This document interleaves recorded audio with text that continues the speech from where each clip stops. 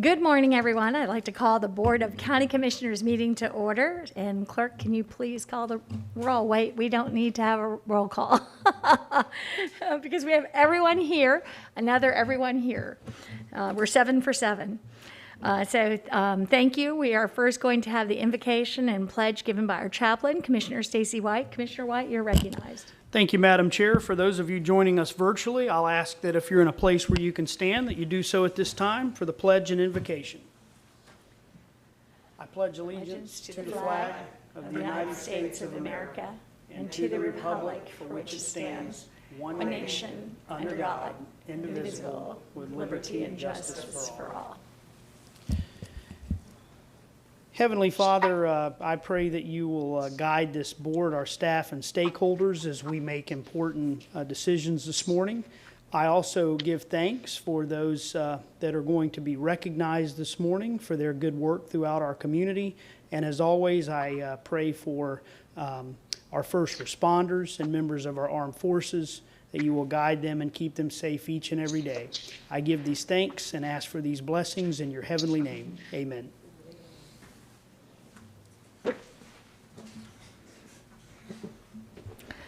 Well, this morning we're going to start off the meeting with a very special award recognition for the Board of County Commissioners and residents of Hillsborough County. It's our pleasure to present the 2021 Wade Boggs Athletic Achievement Award. The board established this award 16 years ago to recognize the exemplary athletic, academic, and community service achievements of a high school baseball player or team in Hillsborough County. Those who win this award are wonderful examples of drive, determination, and leadership, not just in their sport, but throughout their daily lives. Commissioner Hagan, would you like to tell us? Oh,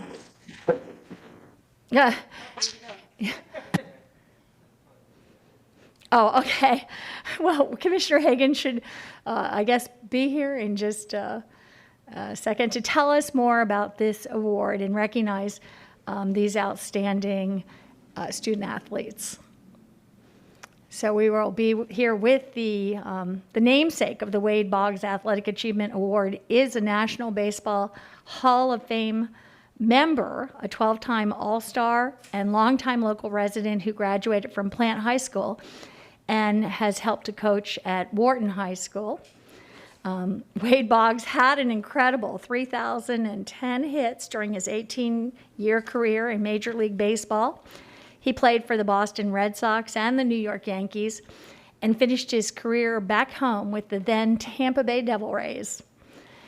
The Rays retired his number 12 in 2000, and 5 years ago, the Red Sox retired his number 26. So we are proud to call him one of our own, and we're pleased to have him with us this morning. Mr. Boggs, you are welcome. And do we have you here? Would you like to say a few words? Good morning. Yes, I would. I'd like to take this time to thank the county commissioners for taking time out of your busy schedule to recognize these three fine young men that are not only examples on the baseball field, but what they do in the community for us and what they achieve in school. It doesn't go unnoticed that their prowess on the field is second to none. But when you look at some of these grade point averages, these young men are tops in their classes and exactly what they do in their community to help other individuals that are less fortunate and needy. I'm so proud of Kip and Zen and naturally Zach, who's the winner of the award this year. First-time siblings have made this happen. Drew won it back in, I think, 2016, and so I'm very proud of the Earhart family. They've carried on the tradition of the Wade Boggs Award, and like I said, I'm very thankful to the county commissioners and my board members who tirelessly go through all the applications of eligible recipients. So once again, thank you for having us. Thank you, Mr. Boggs. And we have Commissioner Hagan here to recognize and thank the members of the selection committee. Commissioner Hagan, you're recognized. Thank you, Madam Chair. And Wade, it's great to see you again. As always, thank you for everything you do in the community. It's very, very much appreciated. I'd also like to recognize and thank members of the selection committee who reviewed the nominations and recommended this year's honorees. It's my understanding they have joined us here this morning. The committee members this year are the Chair, K.R. Lombardia, Tampa City Councilman Charlie Miranda, Penny Parks, Tony Jackson, Anthony Tony Bell, Bruce Reese, Larry LaVaca, and Tony Saladino. Just want to thank the members for your participation and your work in recognizing these wonderful athletes. We greatly appreciate your time and service. Last year, we did not present the award due to the pandemic, but this year we are more than making up for that. Every year, the award grows in prestige. For example, by now everyone should know Pete Alonso, the 2013 winner and current record-breaking slugger for the New York Mets. And other more recent recipients are excelling on the collegiate level, including here in Hillsborough County. The young men selected for this year's honors are truly outstanding. In fact, the committee continued its tradition of recommending 2 honorable mentions. Are the following people are on the call this morning: Kip Kuchera and Coach Jason Smith and Zen Hyatt and Coach Landy Faedo and any family members? Yes, sir. Yes, sir. Well, great. Yes, Good sir. morning. I'm proud to recognize these talented young men who shine brightly on the diamond and in their schools and communities. We'll start with Kip Kuchera, a senior at Riverview High School. Kip is a team captain who is focused, determined, and resilient. Kip, who also has lettered in football, is a 3-year starter for the Sharks. He's an excellent third baseman and also serves as the team's go-to pitcher in many situations, including as a starter, reliever, and closer. This season, he had 2 wins, 2 complete games, 2 saves, and an earned run average of 2.73 in 11 appearances and 33 innings pitched. At the plate, he hit .352 with 25 hits and 12 runs scored. Defensively, he's a real vacuum with just 2 errors and 45 total chances for an outstanding fielding percentage of .956. Kip is a true leader who does not let adversity get the best of him. For example, after not playing in 2019 due to an injury, he came back strong in the COVID-19 shortened 2020 campaign with an earned run average of .88 on the mound. That's incredible. This season, he told his coach he wanted a bigger role on the team, hence playing 2 positions and being a captain. In the classroom, Kip challenges himself. He has a 5.3 GPA and has taken numerous honors in advanced placement classes. Kip plans to attend Palm Beach State College to study marine engineering and play baseball. Kip, congratulations on being awarded a 2021 Wade Boggs Athletic Achievement Award honorable mention. You have an extremely bright future. Mr. Boggs, would you like to say a few words?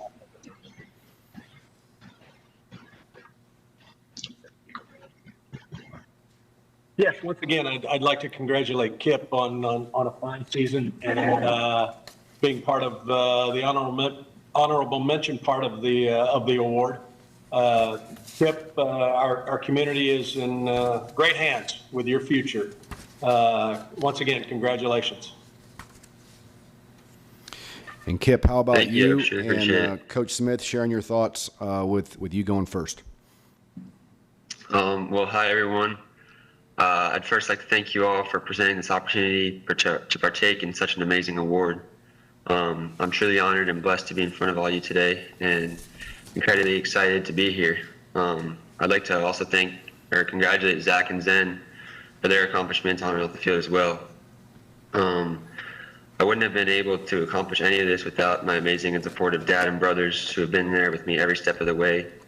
And in 4 years at Riverview, I've had 5 head coaches, but one thing that did not change was the group of teammates that stuck it out along with me each and every year, and I'm really, truly thankful for that. And I'd also like to thank my head coach, Jason Smith, for believing in me and giving me all the right tools to succeed on and off the baseball field each and every day. And to Mr. Wade Boggs, thank you for the kind words, and truly appreciate everything that's been, thought about and given to me. Outstanding. Coach, you want to say a few words? Sure. First, thanks to everyone at the Hillsborough Board of County Commissioners, and for you, Commissioner Hagan, for always heading this up.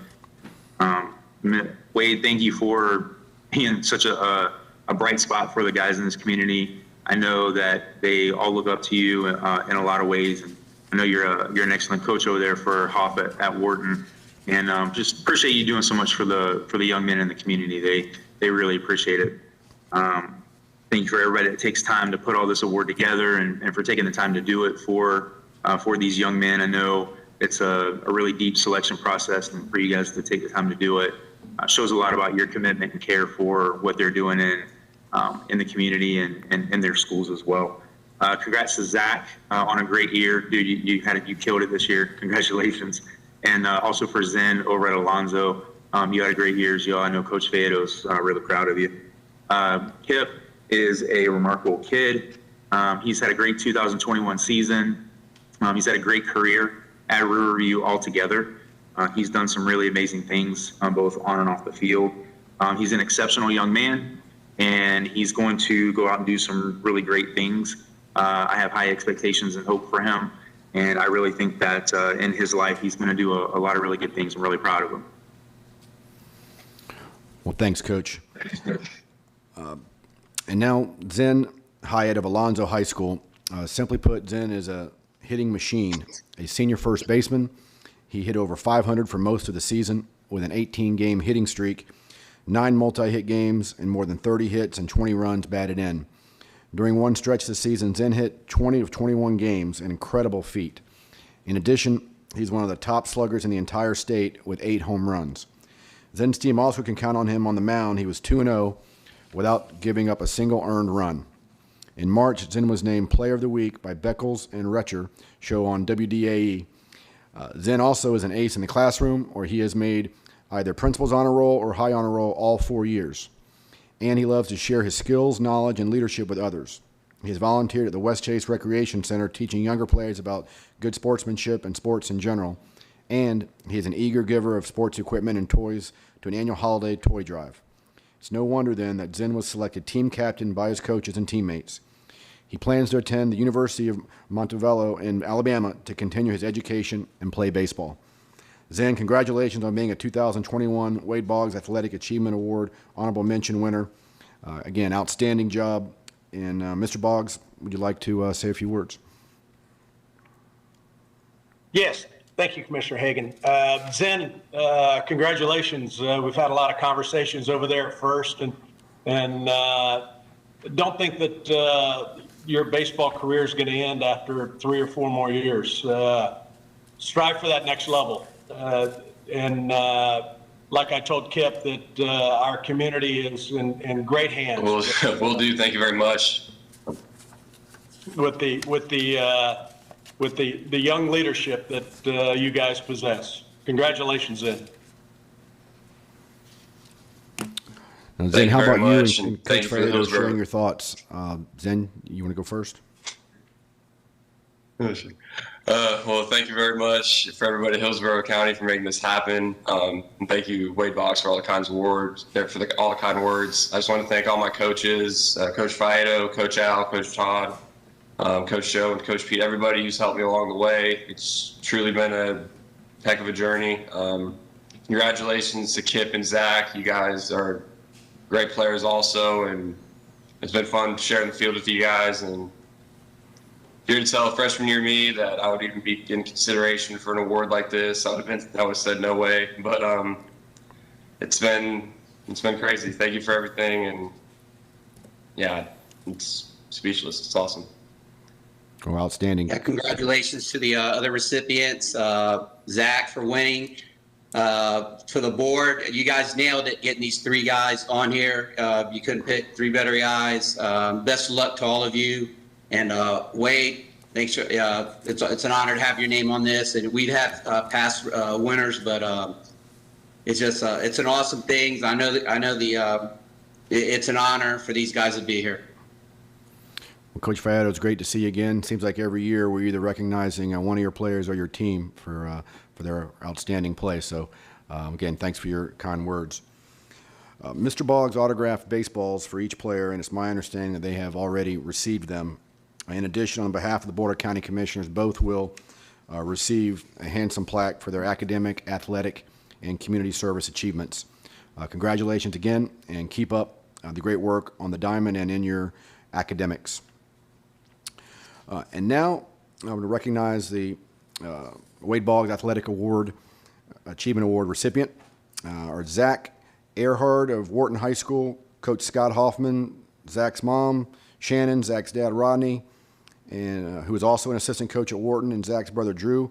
I hope that you're all here with us today, and I think you are.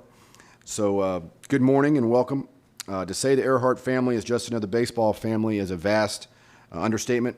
4 years ago, I was proud to present Drew Earhart of Wharton High School with the 2017 Wade Boggs Athletic Achievement Award. Today, I'm equally proud to announce that Zach Earhart, Drew's brother, is the 2021 recipient of the Wade Boggs Athletic Achievement Award. This is an incredible achievement. Zach, a senior at Wharton, is a consummate student athlete. He's just as committed to his academics as he is to being the best baseball player he can be. This is evidenced by his athletic director's decision to select Zach as the athletic scholar recipient for male athletes at Wharton. Zach carries an immensely challenging course load, including multiple advanced placement and honors classes throughout his high school career. He's made either the principal's honor roll or high honor roll every marking period of every school year. The result is an amazing GPA of 5.9. In addition, he's been a member of the National Honor Society and was invited to participate in Beta Club and Science Club. Zach also is an MVP and a service to the community. His efforts include Relay for Life, the Winterfest for underprivileged children, and Students Against Destructive Decisions. Further, he has volunteered at a local church, collecting and packing food for people in need, and helping conduct outreach events for children. Now let's focus on baseball. Zach can do it all, and his energy and leadership fuels his team. A shortstop who also can play other positions, he is lettering for the 4th straight year. Zach has been a starter since the first game of his freshman year, which culminated with his selection to the All-Western Conference second team. His sophomore year, he was selected to the first team. For the last 2 seasons, Zach has been a captain, a result of his unparalleled work ethic and drive, which makes both himself and his teammates better every time they step on the field. Zach's career batting average at Wharton is over 400, and he hit .438 this season, both incredible achievements, with 21 RBIs, 12 doubles, and 3 home runs. And he's a blur on the bases with over 40 stolen bases during his high school career, 26 this season alone. If that isn't enough, Zach is the Wildcats' closer with 15 strikeouts and 11 innings pitched and a 1.85 ERA. Oklahoma State University recruited Zach, and that's where he's going to continue his studies and play baseball, with his eyes set on becoming a major leaguer and earning a bachelor's degree in applied exercise science. The Cowboys are getting a tremendous talent and an even better young man.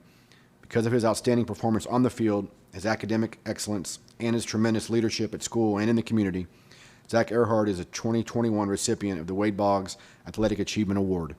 Congratulations.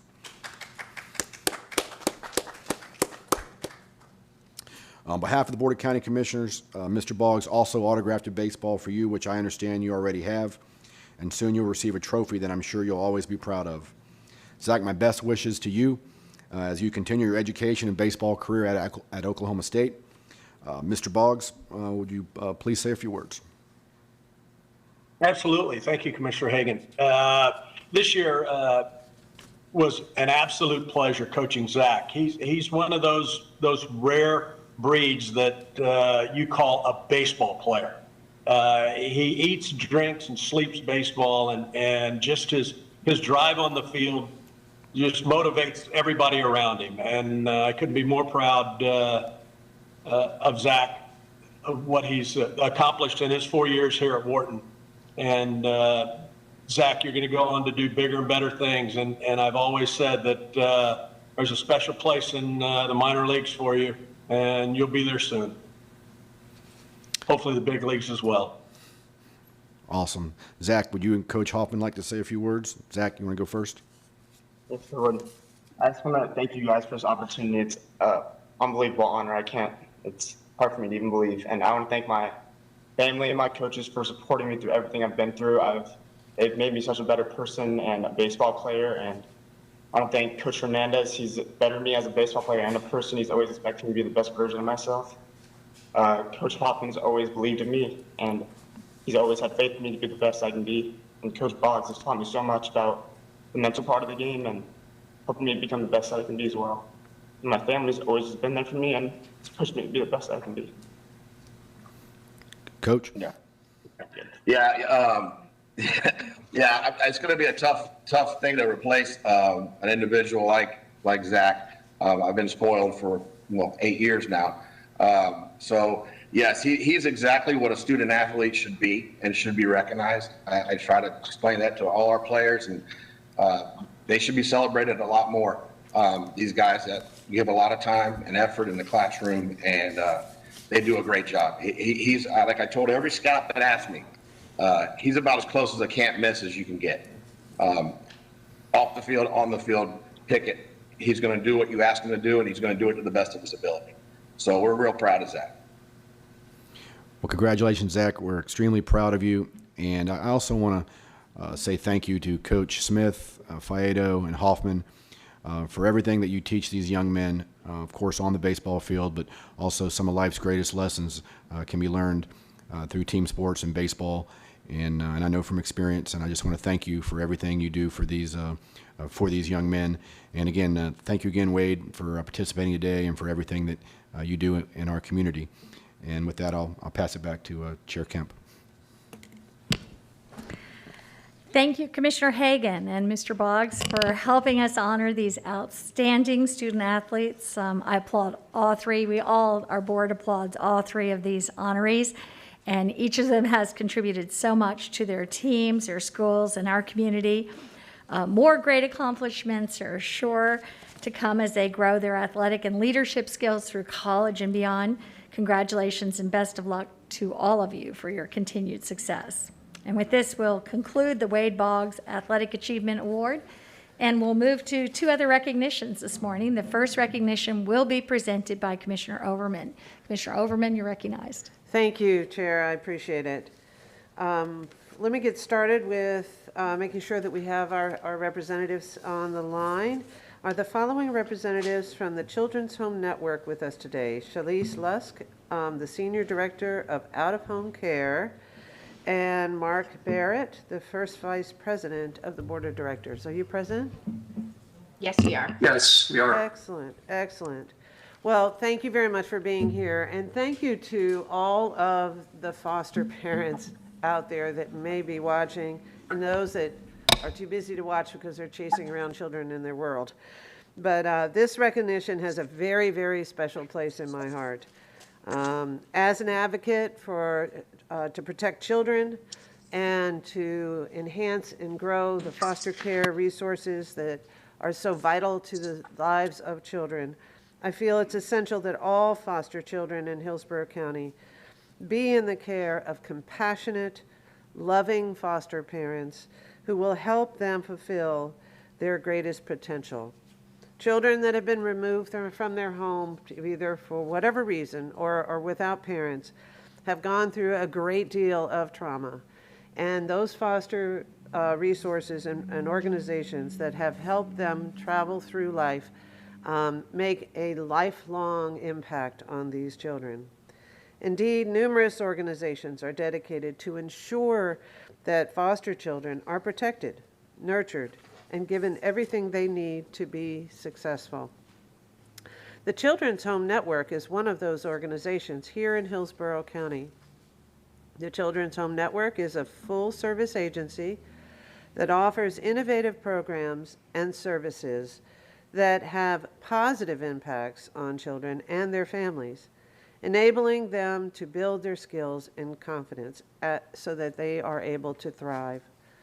These initiatives include Adolescents in Motherhood Maternity Program, Kids Village, a residential healing program, and Fostering Families, a team exclusively committed to recruiting, preparing, and supporting foster families, nurturing children, and mentoring families as a whole, and working to keep siblings together.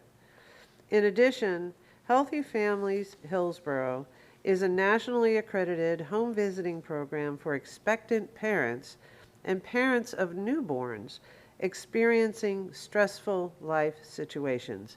In a year like the last 15 or 18 months, there are a lot of families that are in that situation. So I want to celebrate the work that they do.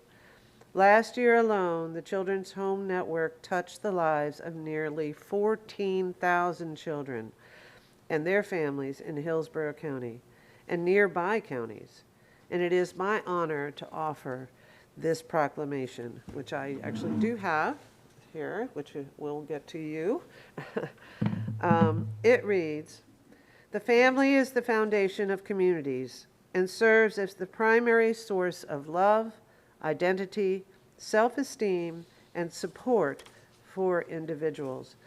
And whereas children in a community's most precious resource provides hope for the future, all children and young people in foster care need a caring adult who becomes a supportive and lasting presence in their lives.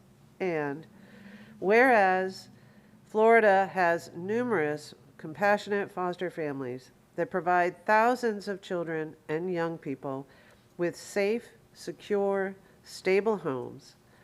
And whereas foster families who open their homes and hearts to support children and young people whose families are in crisis play a vital role in helping to heal and reconnect them, thus launching young people into successful adulthood.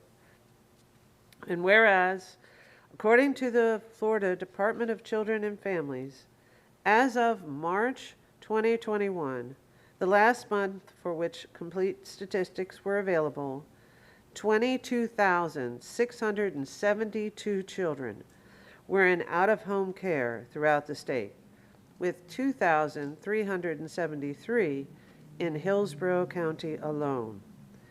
And whereas community-based support structures provide invaluable services to young people in the foster care system, and whereas Children's Home Network and multiple other organizations and individuals work to increase public awareness of the needs of children in or leaving foster care, as well as enduring the valuable contributions of foster parents. And whereas Foster Care Month provides a special opportunity to recognize the vital roles that foster care and foster parents play in vulnerable young lives, now therefore be it proclaimed that the Board of County Commissioners of Hillsborough County, Florida, does hereby declare May 2021 as Foster Care Month in Hillsborough County, and urges all residents to support the foster care system and the individuals and organizations that serve children when they are needed the most, and ask that they consider becoming foster parents. Executed this 19th day of May of 2021, signed by all 7 commissioners. I just want to say, the foster parents that will get a phone call at 2 o'clock in the morning saying, we have a child that needs immediate placement, are heroes in our community.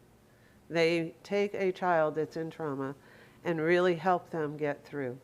So I just want to thank those personally that aren't necessarily on this list for being heroes in our community. And I'd like to invite Ms.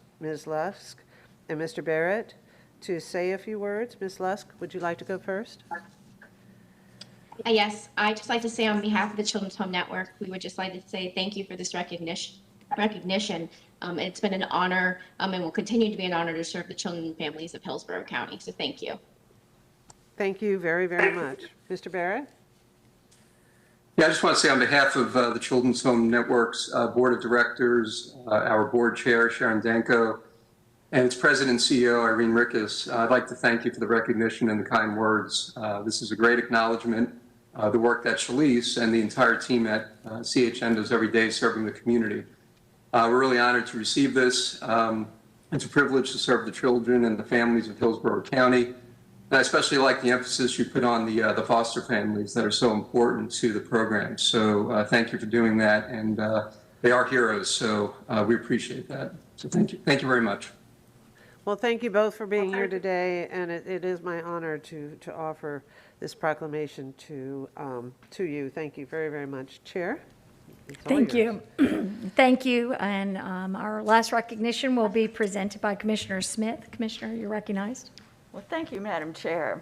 And I've seen our cycling dignitaries and advocates on the screen. I know they're with us today. Hillsborough County is a wonderful place to ride a bike for recreation or for transportation. At various times in our lives, my husband has used his bicycle to commute to work. And I love running errands on my bike or just riding for the exercise and for the fun of it. Cycling is an enjoyable activity that promotes improved physical and mental health.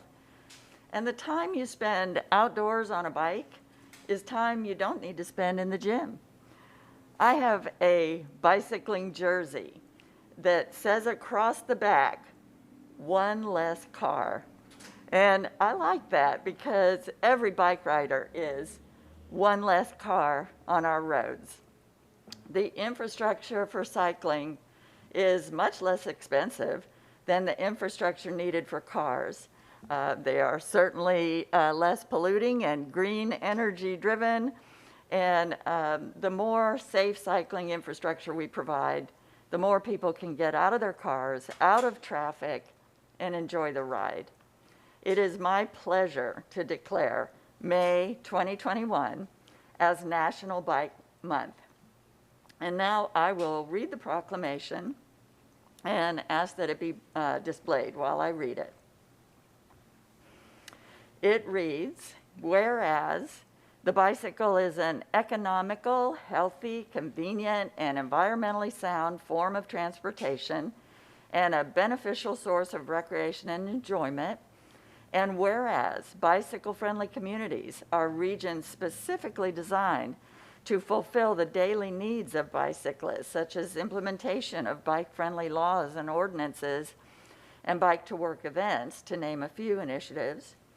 And whereas, according to the League of American Bicyclists, 1 in 5 United States residents, over 73 million people, now live in bicycle-friendly communities. And whereas creating a bicycle-friendly community improves residents' quality of life, promotes tourism and traffic safety, supports learning outcomes, and reduces pollution, congestion, and wear and tear on our streets.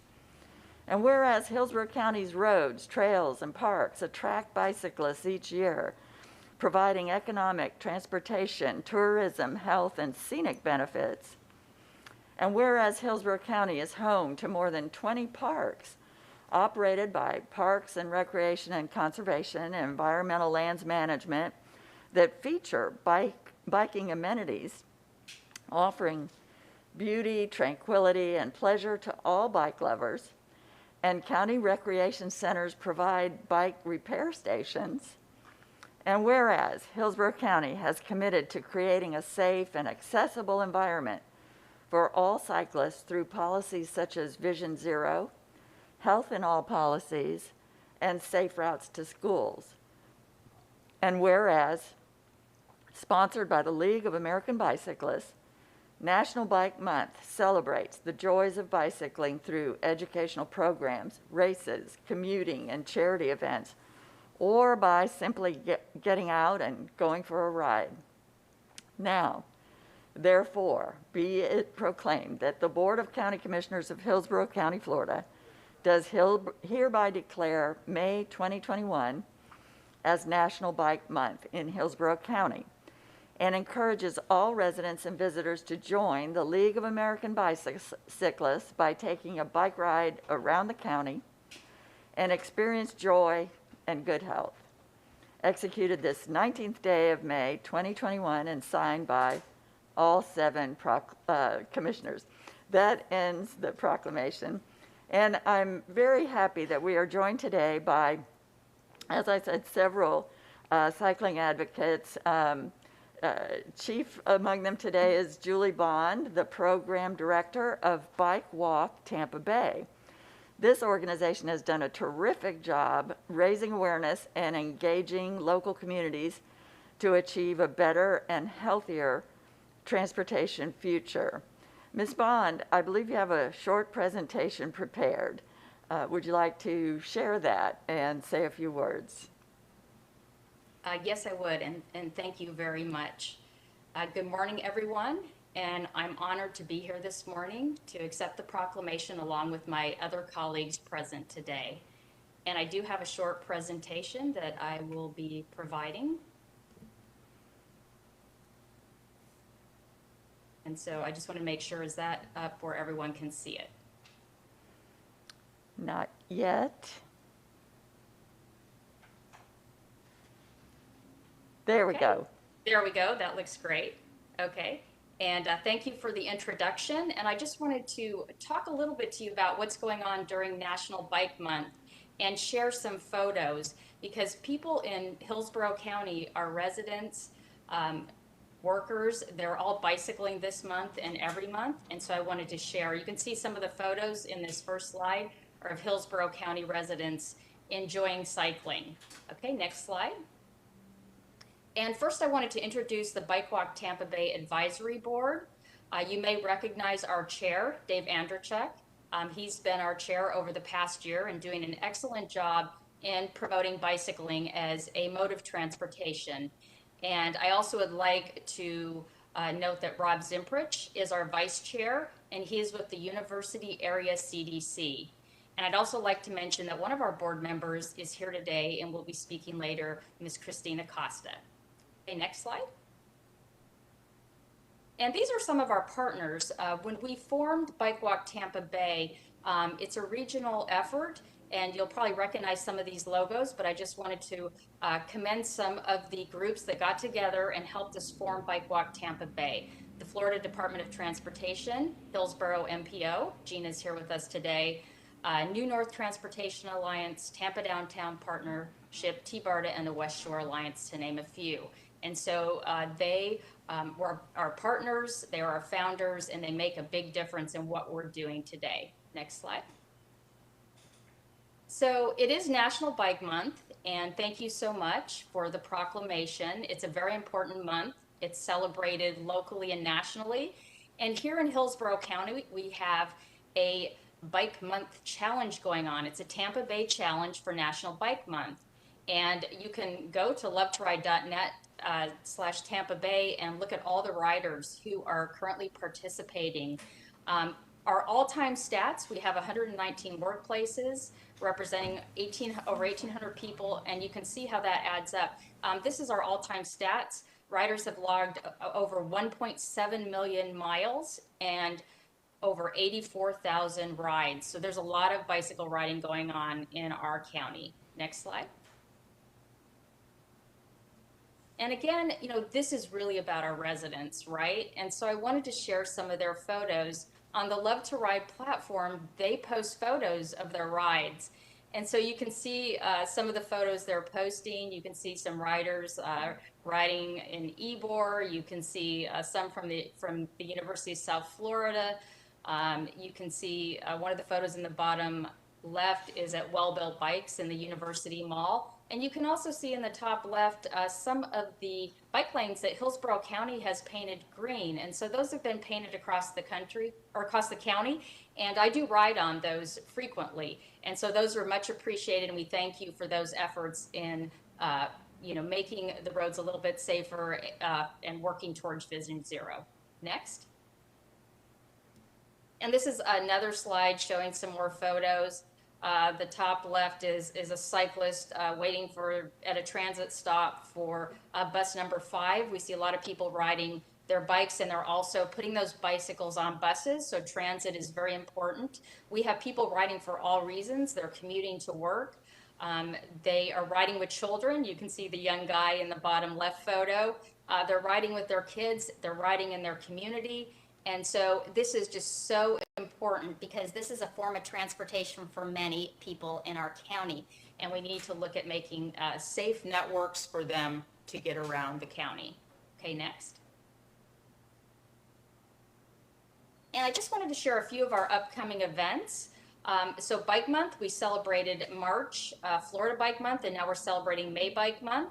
I also wanted to tell you about, we have a camp coming up at the University Area CDC, and they are great partners, and we have an ICAM bike camp coming up June 14th through 18th, where we have 25 children and young adults signed up with disabilities, and they will learn how to ride a bike, and this is just life-changing for their families. And so this shows you how important cycling is to children, to families, and we're holding that the first time in Tampa, in Hillsborough County on June 14th through 18th. Also, we're launching what we're calling the Sunflower Bicycle Tour, which is a women's ride going from coast to coast. The Coast to Coast Trail from St. Petersburg across the state is almost finished, and so you have an off-road or a trail with paths all across the state, and many Hillsborough County women are going to participate in this event, I know including Christine. And so we'll be riding over 250 miles carrying a safety message for the whole Tampa Bay area across the state. And so that's going to happen in October. And finally, I'd like to let you know about the Bike Walk Tampa Bay Virtual Summit on November 5th. That's free to everyone. We're going to have a virtual bike walk tour at 4 p.m. and then our virtual summit will follow. And we'll be highlighting all of our great programs and everything my advisory board is doing to make bicycling the safest and preferred mode in Tampa Bay. Okay, next slide.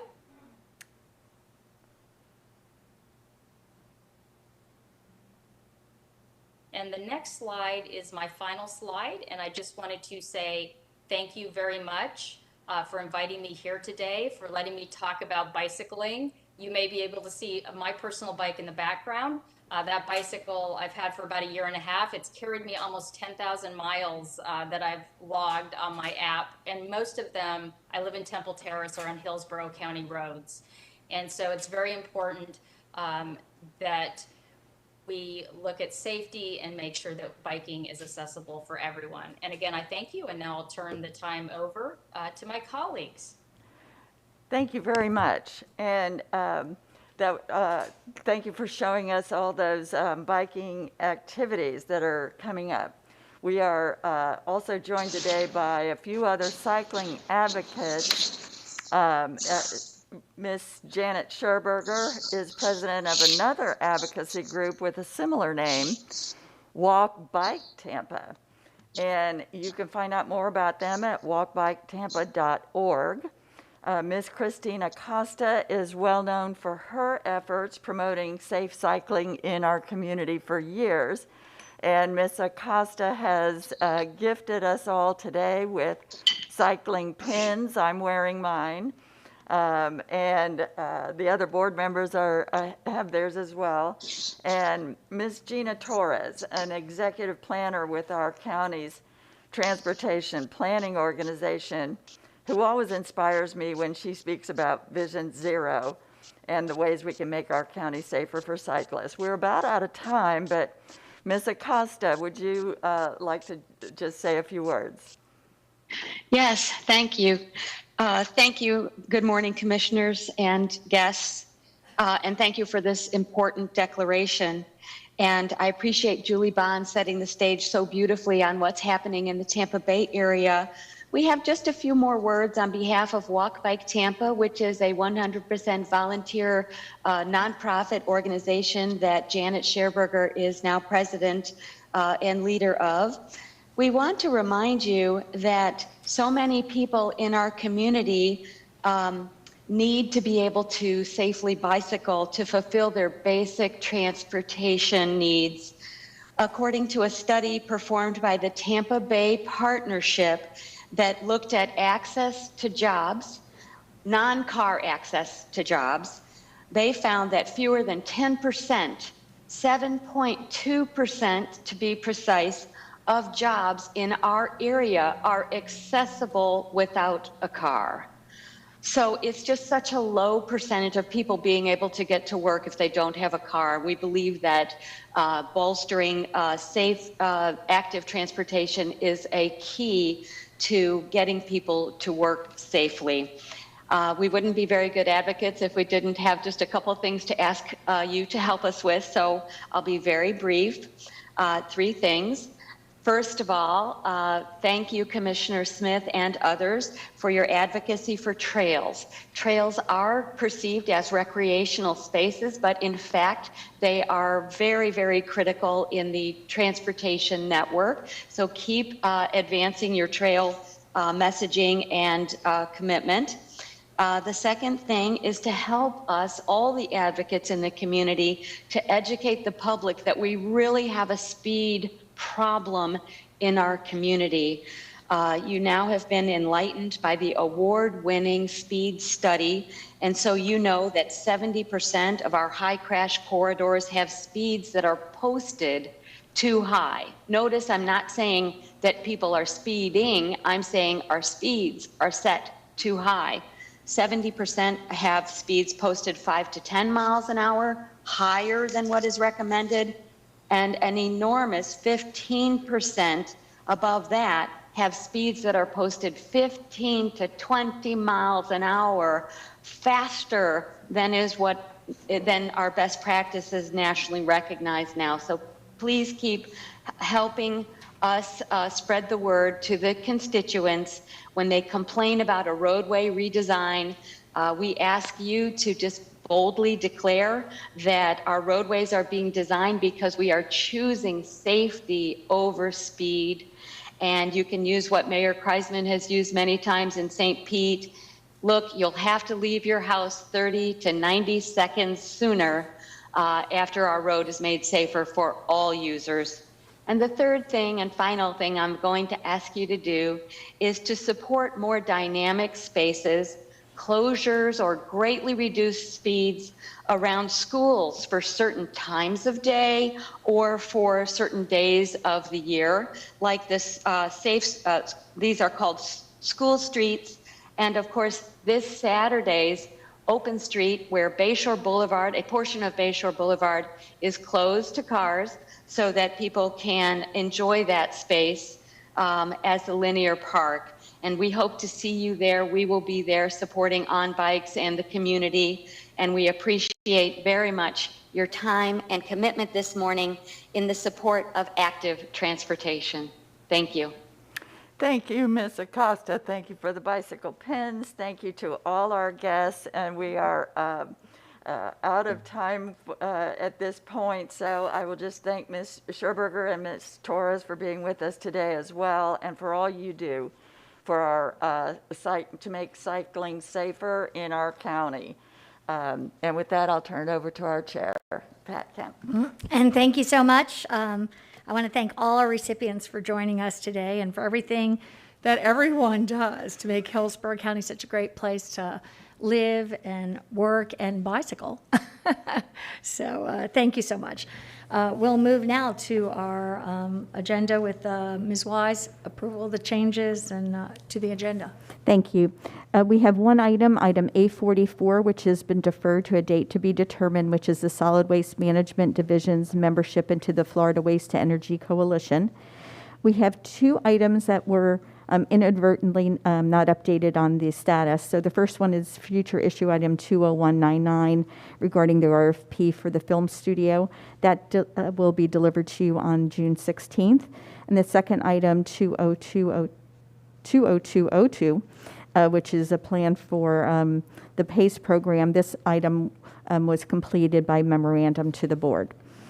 At D1 is at 10 a.m. The first time certain is to conduct a public hearing and consider enacting an ordinance modifying the governance structure of the Arts Council of Hillsborough County from an independent special district to an advisory body of the Board of County Commissioners effective October 1, 2021. Item D2 is to conduct a public hearing and consider enacting an ordinance to establish apprentice participation requirements for county construction projects of at least $1 million. Item D3 is to conduct a public hearing to receive public comment and adopt an amendment to the Water Resources Department rate resolution to establish a hardship affordability assistance discount program for water and sewer-based facility charges. Those public hearings are all at 10 a.m. Item E1 at 10:15 is the emergency management operations related to COVID-19 and the local state of emergency. Those are the changes to the agenda. Thank you. Do we have a motion? Move the changes. We have a motion by Commissioner White and seconded by Commissioner Myers. I'm sorry, yep. And with that, we don't need a roll call. No further discussion. Please record your vote.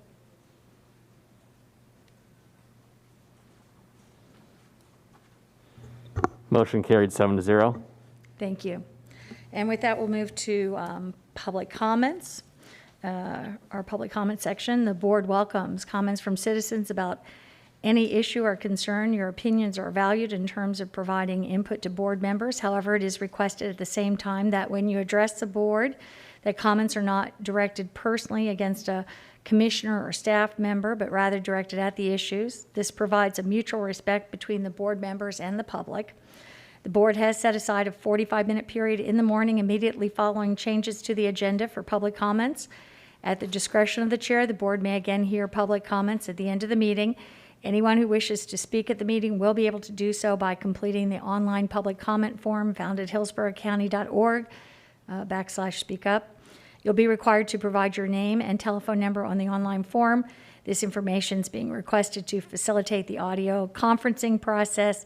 The chair will call on speakers by name in order in which they have completed the online public comment form. Prioritization is on a first-come, first-served basis. An audio call-in number will be provided to participants that have completed the form.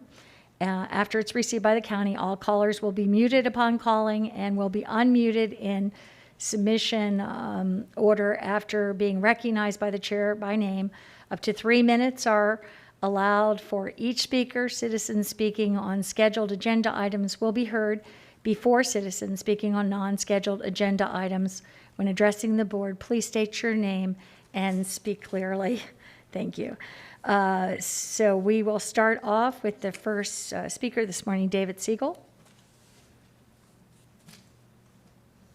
Madam Chair, David is not on the line, and I do not have anyone else on that signed up to speak for general public comment this morning. Oh, okay, because we had 5 people signed up, so no one's online. So I guess with that. Well, just for D2. Yes, okay. Only those signed up for D2 have called in. Okay, thank you. I see that we have a list for D2. Okay, and so with that, we will close public comment and move to our consent agenda. And do we have a motion to approve the consent agenda? So moved. Second. Okay, so we have Commissioner Cohen, seconded by, I believe, Commissioner White and Overman. Myers.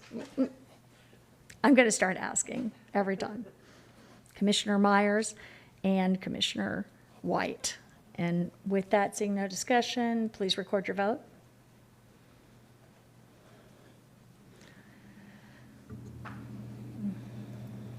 Motion carried 7-0. And to my surprise, we're here, Ms. Wise, we're at our regular agenda a few minutes early. Yes, we are. We'll go ahead and get that started. The first item is item B1. This was an item from the prior agenda. We're going to have Anne-Marie Lenton and John Lyons both present regarding this item. This is for a parcel of land regarding the Van Dyke Road Widening project. So we'll first turn it over to Anne-Marie to speak about the land acquisition, and John Lyons can speak about it from a transportation perspective. Good morning, Commissioners. This is Anne-Marie Lenton, Division Director for Real Estate Services, Hillsborough County.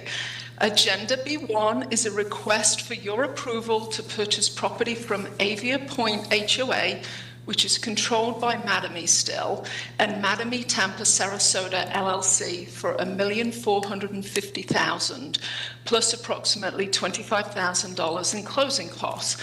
And it's in support of the future Van Dyke Road Widening, Worley Road to Suncoast Parkway project. This agenda item covers the acquisition of 3 parcels right at the corner of Van Dyke and Lakeshore Road, where the project development and environmental study recommends the addition of a roundabout. This early acquisition allows the county to avoid the potential displacement of up to 6 residential occupants, townhomes, and costly eminent domain action to acquire the property from multiple property owners at a later date. The property was appraised and the $1,450,000 mediated settle amount is deemed fair and reasonable. As part of the settlement, the sellers also will convey Tract F, which is located along Lakeshore Drive, and that's at no additional cost. I remain available to answer any questions you have on the real estate transaction, but I'd like to pass it along now to John Lyons, who'll speak to the broader capital improvement project. Good morning, Commissioners. John Lyons. So, Commissioners, this is a portion of the entire project of the Van Dyke road improvement that runs from just east of Worley Road west to the Veterans Expressway. It's just over 2 miles, 2.2 miles to be more exact. This was one of 14 projects that were approved in a CIP amendment in 2017. And so we proceeded ahead with the preliminary design and environmental study as part of that process to do that, and that's where we had that. As part of this project, we've implemented the Vision Zero policies that were adopted back in 2016 to incorporate safer features for pedestrians and bicycles, to incorporate things such as speed management and reduce crashes along the corridor and make those type of improvements. As a result of the PD&E, which also there was public outreach to various homeowners associations and a public meeting held back in 2019, there was a lot of support for the 3 roundabouts that have been identified within this corridor. This one in particular at Lakeshore, this is a acquisition of property that became available ahead of the full design being completed at that point in time. The roundabout was compared against an intersection, a signalized intersection which exists today, and it was deemed by the design engineer that this would have a better benefit from a safety aspect. It does create that kind of breakup in the speed management along the corridors. It has pedestrian facilities. The pedestrian refuge is built into the islands on that. With that, I will answer any questions you may have. Thank you. And with that, seeing no questions here, but Commissioner Hagan, you're recognized. Thank you, Madam Chair. I'm going to keep my remarks brief because if you recall, this was on the consent agenda for our last meeting.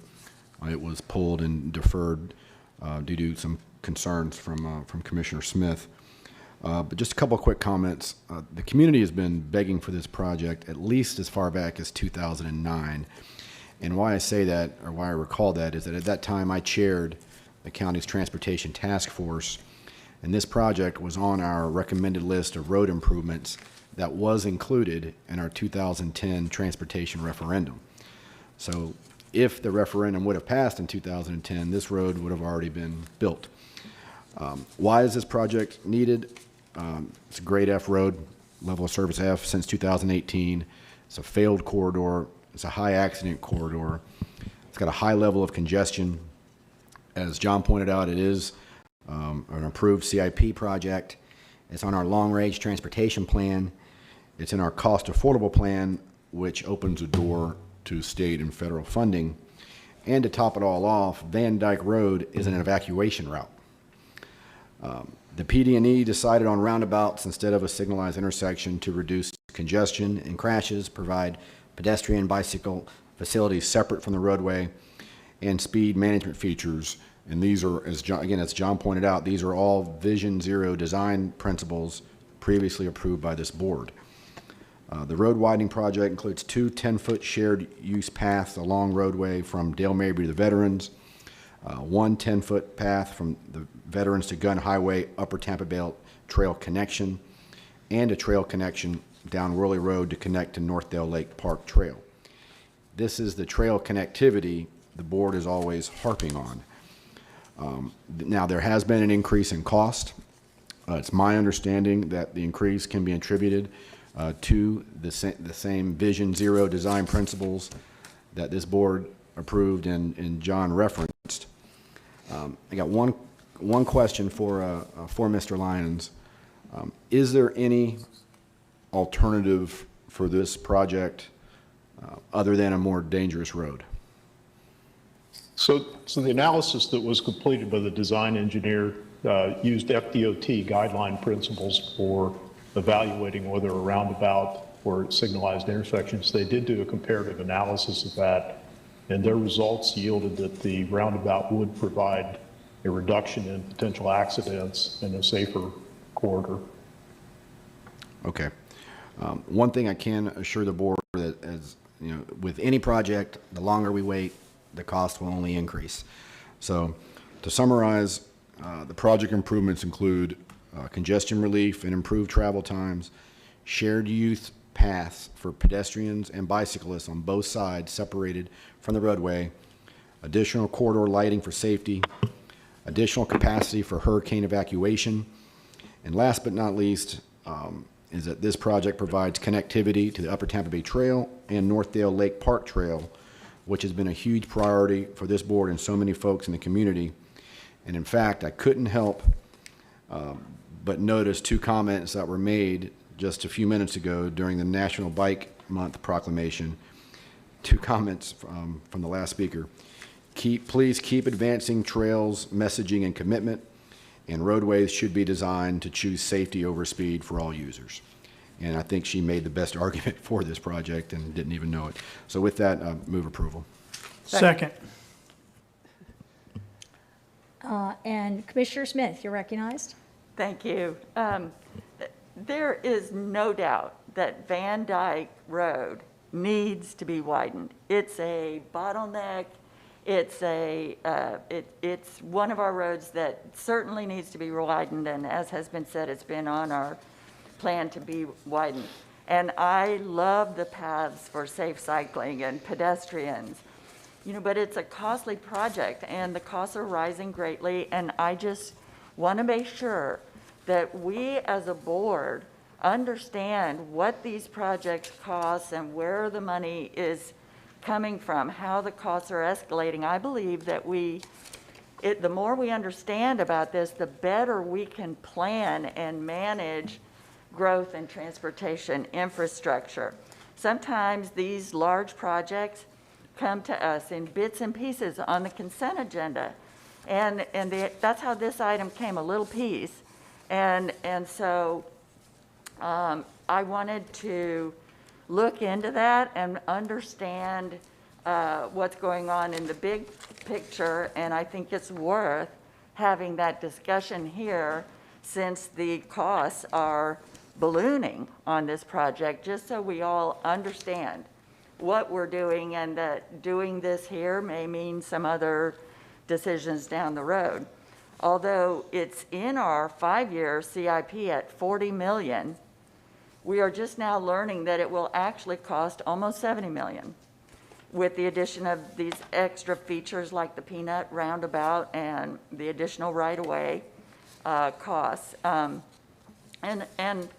I only learned about these. It's in our CIP at $40 million. So I'm only finding out it's $70 million by asking questions about the little item that was on our consent agenda. It's $70 million almost for the total cost. $32 million of that is for right-of-way. I think this is illuminating discussion worth understanding. There's $6 million for design plus $2.3 million for the PD&E. So where does that money come from? It's in our 5-year CIP, But at our last transportation workshop, we were told that we're nearly $300 million short of money for our 5-year CIP. We're borrowing $200 million bond funds for transportation project, but this project is not on that list. It's worth noting that this one project at $70 million equals 1/3 of the $200 million bond we are borrowing for other transportation projects. Okay, we don't have money in the CIP for this, and we don't have money in the transportation bond. What about mobility fees? And I've asked Mr. Brewer to show a little map about mobility fees, because we have 5 mobility fee districts. The mobility fees collected in any district can only be spent in that same district. That's not my mobility fee map. It's the map of the districts. Stand by. Again, we have 5 mobility fee districts in the county. So you can only collect fees and spend the fees in any one district.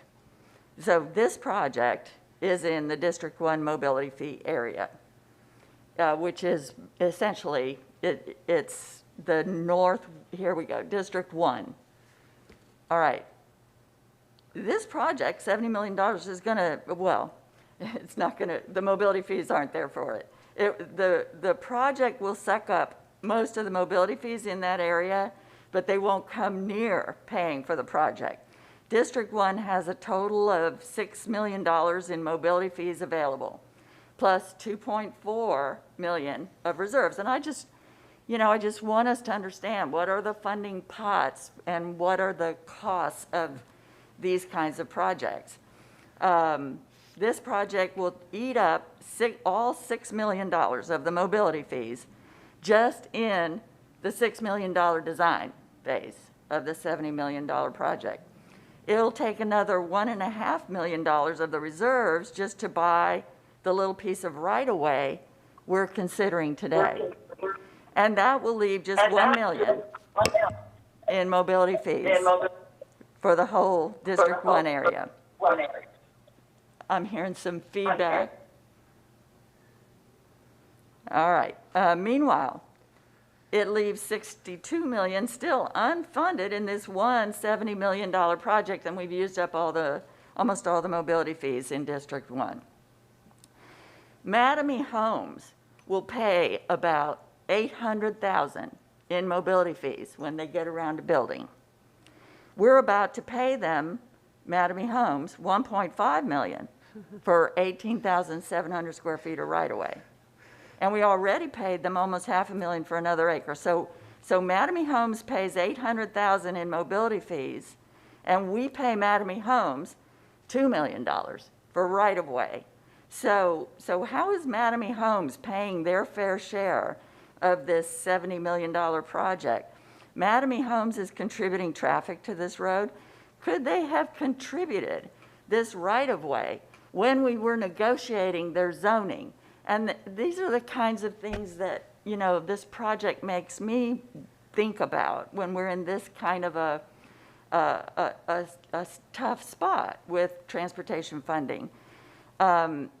Could they have contributed this right-of-way instead of us now paying $2 million for it when they're only paying $800,000 in their mobility fees? We have a 2-mile road widening project with a huge jump in cost from 40 to 70 million, including a huge right-of-way price.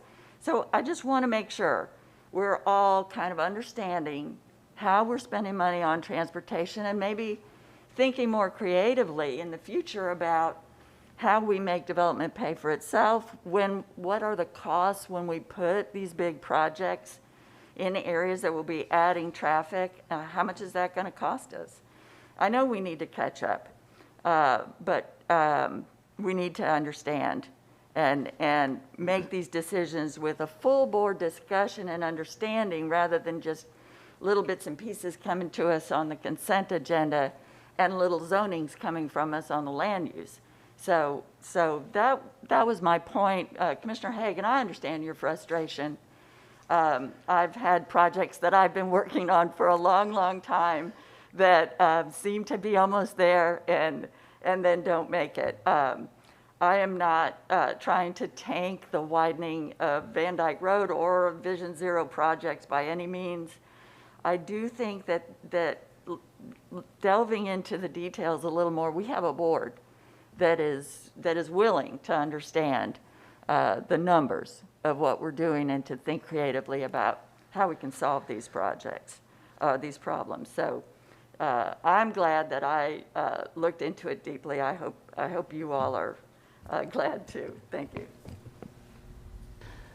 Commissioner Hagan, you're recognized. Yeah, I'll be real brief. I'm not discounting Commissioner Smith's concerns. I believe she did make some excellent points. But for me, really the bottom line is we can't have it both ways. I mean, do we want to incorporate Vision Zero principles or not?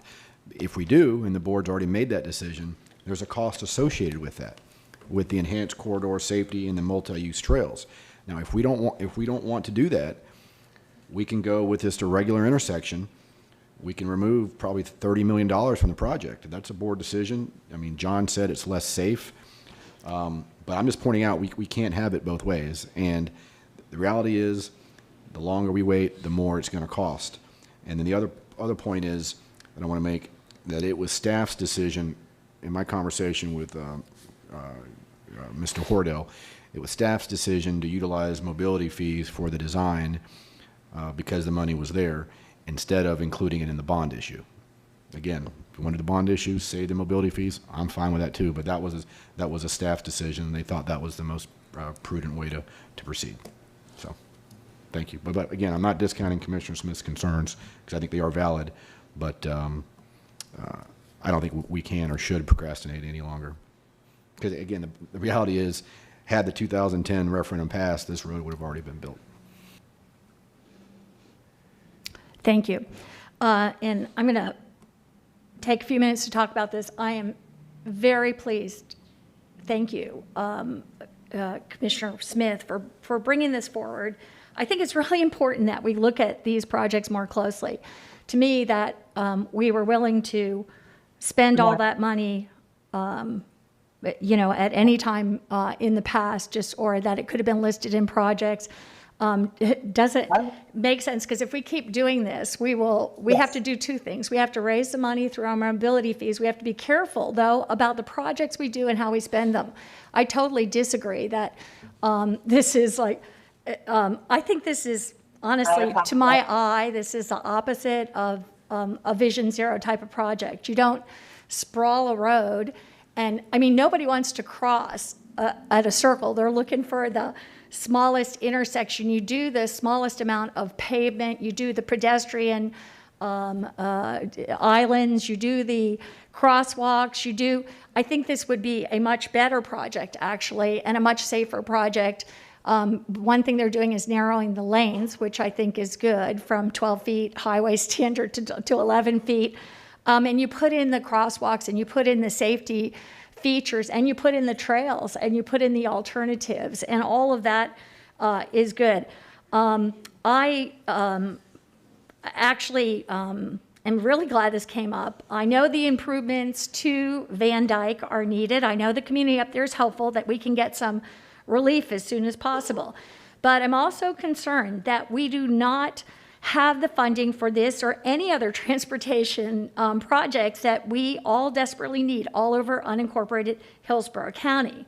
Now we see this project getting increasingly expensive. The original cost to improve this road was $40 million. And the board knows we simply don't have that funding. We lost our transportation sales tax in the Florida Supreme Court just recently. The price went up because we chose an alignment that is costly to design, and that takes up more land and puts more asphalt all across the area. Today, we're looking at a little piece of this project prematurely, and we're talking about getting a little tiny piece of the right-of-way for a roundabout that we may never have funding to build. And I would like that map, I had pulled that other map to be put up, that was put up first, if you could just show that. Stand by.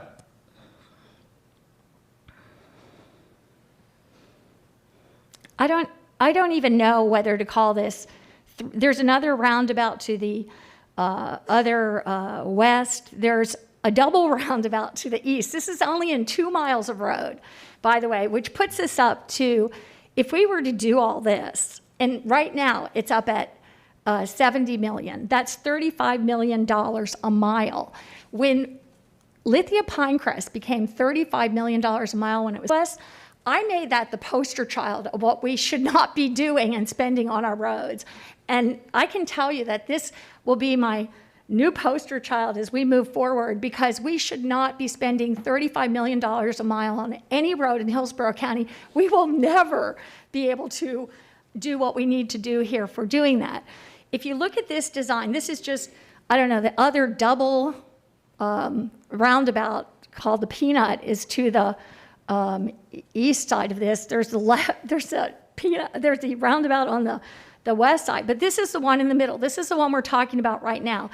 And if you look at that, you can see we have the yellow and the red areas, as I understand, that were part of what we contracted to deal with, because we were going to have a normal road. And so we have that right away coming to us. That's granted. The section that's blue is where they're going to put the townhouses. And I really think they need to put townhouses there. I think it would be a way better project and area and a way to use this. If you look at that circle, even if you want to keep the circle, the roundabout, which I think in these simple roads that we should be looking at less pavement and less of this whole spread and sprawl. And it's not what you need for Vision Zero. But if we could move this circle north. I've looked at the Google Maps. It's up there. It's a big empty space that can move just slightly north, and we won't cut off that little corner of this project. If you look at that blue, we're talking, and I couldn't even believe that this was listed in square feet instead of acreage. It's 18,000 square feet. So it's 1/3 of an acre, and we're paying $1.5 million for 1/3 an acre. We deal with a single house on a single acre all the time here. And can you imagine if the land under that single house was for $1.4 million? If, at very least, if we keep this, if the traffic circle needs to be kept there, then we should just move it a tad to the north where there's plenty of land available and which won't interfere with this building project. So therefore, we wouldn't be paying this huge market cost. I mean, I don't even know if 1/3 of an acre downtown under the skyscrapers go for, 1.4 million. It really doesn't make sense for us to be doing this way.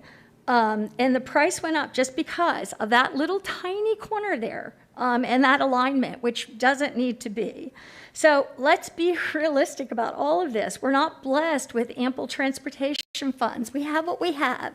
And in light of all this, I think this project needs a closer look to see if we can accomplish the most important parts of what we really need to accomplish in a more cost-effective manner. So I'm going to make a motion to defer this item so that staff can come back and talk with us, a substitute motion, about options to bring affordable, practical solutions, tweaks, fixes that will bring relief to the residents who travel Van Dyke Road in the near future in light of our lack of funding, and just honestly common sense about how we build out our counties and what we do with our roads to make them safe and effective and use our money well. We did this at Lithia Pinecrest that I've just talked about, and instead of doing the $100 million, they've done an intersection and added a half-a-mile turn lane at that for $16 million. And it's really very much solved the problem. We do not need to do this, and we should not be doing this in this way. I'd love to have a land use person look this over. And we've been talking about coordinating our road design, our engineering design with our land use, and I don't feel like this has really been vetted in that way. So I'd like to see that happen. And as I said, we did this at Lithia Pinecrest. It made for a better project. It may not be the end all and be all of what we need to do, but I have a lot of things I'd like to talk about in the future in terms about how we prioritize road projects. And I understand that we're having a workshop on this, and I'd like to see us have a process in place, and a process that speaks to these kinds of issues, which we would not have known about I would not have looked at this closely if you had not brought this forward. On how we choose, what we choose to fund, how we make our priorities, and how we do our designs that are both cost-effective, safe, and we're able to do them because they fall within our budget.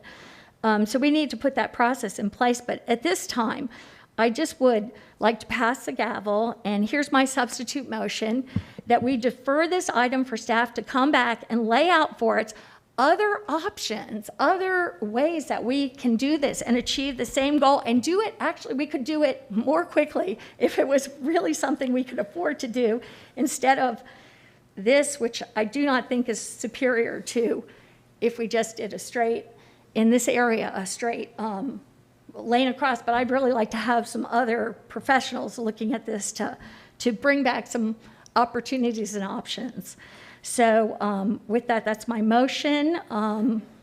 Okay, so we have a motion by Commissioner Kemp, a second by Commissioner Smith, and to the motion, Commissioner Cohen?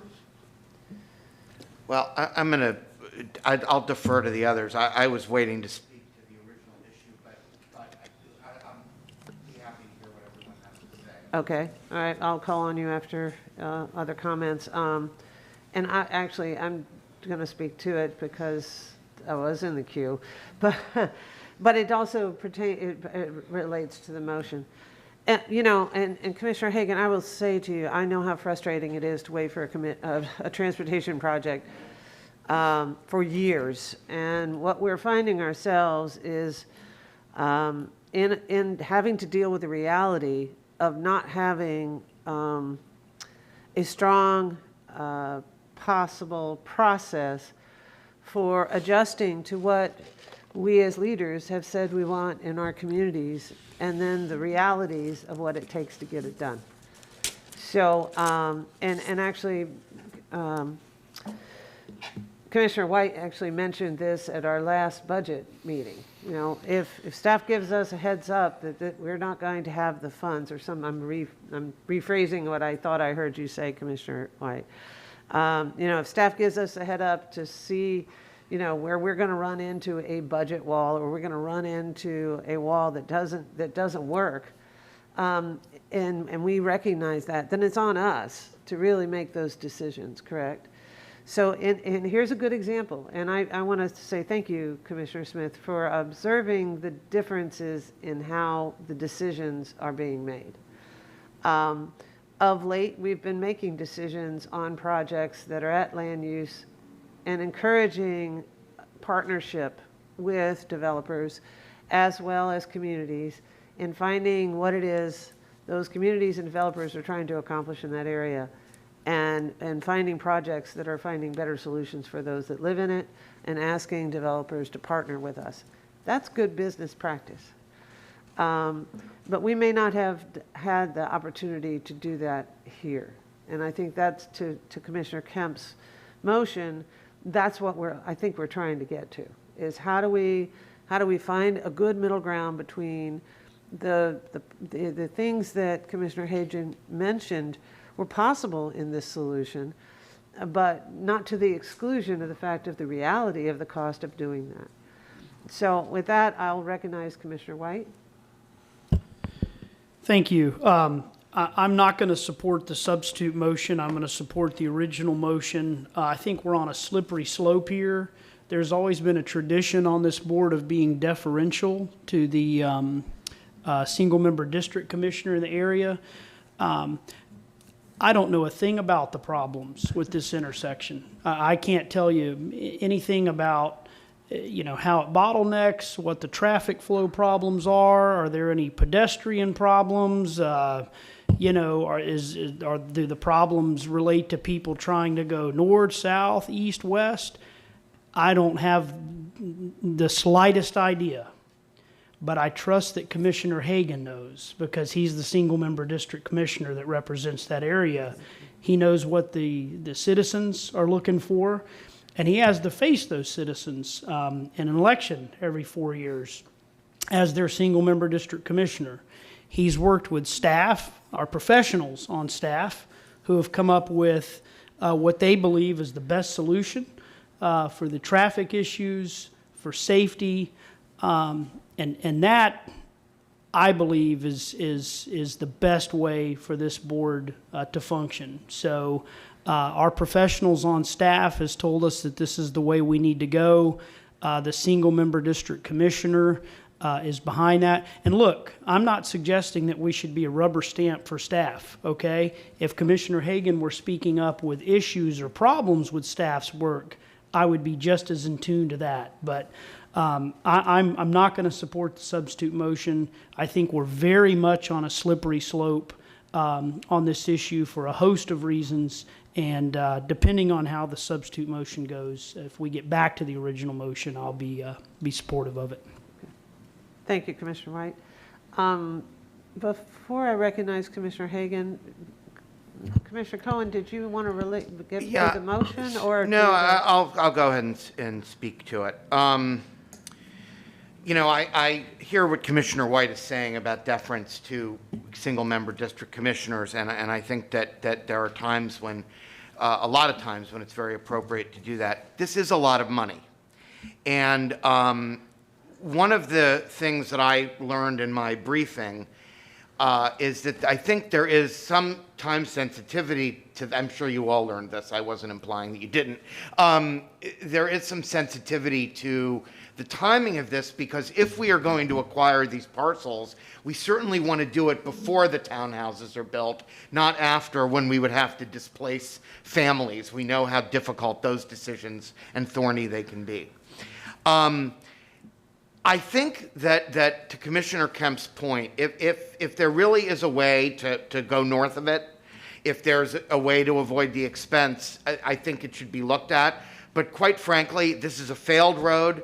It's been on the list for 10 years. It really, clearly the community has been waiting for it. And I was also under the impression that by doing this work now and teeing it up, it was possible that it could be put in the queue for some other force of funding. I mean, we're looking at these huge infrastructure bills that are coming down, and in our discussions, in my discussions with the staff, this was talked about as something that could be teed up and be ready to go. So, notwithstanding the financial questions that were raised, I still think that we need to move forward looking at the merits of the project. You want to delay it for a short period of time, and I mean short, I think I could be supportive of that, but I want to go on the record saying that Commissioner Smith made an excellent point about the discussion that should have been had with the developer at the time of the zoning. And as Commissioner Overman pointed out, we've been doing that. We've been having those discussions in our land use meetings. We just had a very successful outcome of something just a week or two ago along these very same lines. But it didn't happen here, and I don't think we can go back and put the genie back in the bottle at this point. So, you know, a short delay, I'll be fine, but I don't want to see this die, because I was convinced after my briefing that A, the project is desperately needed, and B, that the safety improvements are significant. And particularly on a day when we were discussing Vision Zero, this includes 10-foot multi-use trails segregated from the road on each side of the entire 2-mile stretch. And look, let's face it, these treatments are expensive. When we made a commitment to these Vision Zero principles, I know that all of us did it knowing that it was going to cost a lot of money. The second thing is that I think we're looking at the fact that construction costs are going up. I think the bottom line of the matter, and we hear it all over the place, is that raw materials and labor are more expensive. So I think we should gird ourselves for the fact that this is going to come up every single time we approve a project. The numbers are just going to start to escalate, and it's going to make our task all that much more difficult, given our fiscal restraint. So that's my thoughts on it. Thank you, Commissioner Cohen. Commissioner Hagan, you're recognized. Thank you. Commissioners Cohen and White make excellent points, and I didn't point this out in my initial comments. It's my understanding by moving forward now, we save about $4 million because we won't have to displace 6 homeowners and avoid costly litigation. That's my understanding from staff. Commissioners, I think we're getting into another thing that Commissioner White said, and I think he was dead on. Policy decisions are our responsibility. Vision Zero, whether we want to do that or not, prioritize projects. But let's be honest, none of us sitting up here are engineers. Okay, we must rely and trust the professionals. That's our staff and the engineering consultants that we engage when it comes to design questions. Do we move it up a foot or 10 feet, or do we move it down? Those aren't our decisions. I mean, those should be, we rely on the professionals, the licensed professionals that do this for a living. It was their recommendation that if we prioritize safety, like the speaker earlier during the bike safety month commented, if we want to prioritize safety, if we want to advance and keep connecting trails, which this board has always supported, there's a price associated with that. You don't need to have an MBA in finance like I do to know that that project today is cheaper than a project's going to be tomorrow. And so delaying is only going to ultimately cost more money. I'm not going to go through all the reasons again, but I do want to ask John again on the record, I guess 2 questions. John, tell us again why this project is more costly to design in this manner. So there's a couple things that have played into it. The footprint of the right-of-way, and the Vision Zero principles contribute to it. Things are more costly than what you had indicated was true. I think the initial budget was outdated in some regard. I think that's the same budget that was probably plugged into the CIP 4 years ago. And so I think as it's developed through the PD&E process, that's that escalation that you spoke of. But the footprint of the project itself is wider, so it does require more land to build the roundabouts, to build the multi-use trails on both sides. Critical to that, it's a balance of those safety considerations. The roundabouts do break up this traffic flow. It creates some geometric changes. Those are the things we've always heard through Vision Zero, is that engineering is a critical factor in making projects safer. And so this isn't the normal straight road for 2 miles like we've built for years. And, we're adapting to that, and we're trying to implement in those projects. Okay, and last question. Commissioner Kemp referenced, she used the term middle ground. So I guess the question I have for you, can any middle ground be gained by deferring this project? So specifically to this intersection, I believe that the design engineer looked at those alternatives because they did look at a left alignment, a right alignment, and a hybrid alignment, or center alignment, and came up with a hybrid that best fit with the geometric requirements, with the impacts to wetlands, because there are a lot of wetlands along this corridor adjacent to the roadways, so it's kind of having to move a little bit to the left and right to avoid those. So I think, can the design be always refined? I mean, yes, and I think it's a timing issue with this particular parcel. Is, the next phase would be to go to full-blown design where we have engineering plans. And normally the real estate acquisition would occur during that phase of the project, towards the end of the design, the real estate acquisition would start. This was a timing issue with this particular property, with the fact that they were getting ready to build these townhomes here. And that's why that by moving forward today, we'd potentially save up to $4 million. That's the number. I don't know if it was you or staff provided me. I think either Anne Marie or Dean could speak to, what the future cost could be if we were to go down that path. So we appraised what the value would be for these if we had to take the 6 parcels. Those townhomes, say they were all individual homeowners, the property had been transferred. In our Department of Transportation cost analysis for all 6 properties would have the value move up to $4.3 million. So that's where you've got your $4 million number from. Okay, thank you. Board members, I would encourage you to oppose the substitute motion. The need is there. It's undeniable. We want to incorporate Vision Zero principles. If we don't, we can scrap it all. If the board wants to go in that direction, not have the trail connections, but I don't think that's where we want to go. And unquestionably, it's going to cost more money if we continue to delay. So I would encourage you to oppose the substitute motion and support the original motion. Thank you. Thank you, Commissioner Hagan. Commissioner Myers, to the motion? Is it to the motion? Okay, great. The only question I had was, it did look like, based on the comments earlier about urgency, it did look like we needed to try and do something within the next 2 weeks in order to make this go forward. There are opportunity to address that. So, Commissioner Kemp. Yes. You're recognized.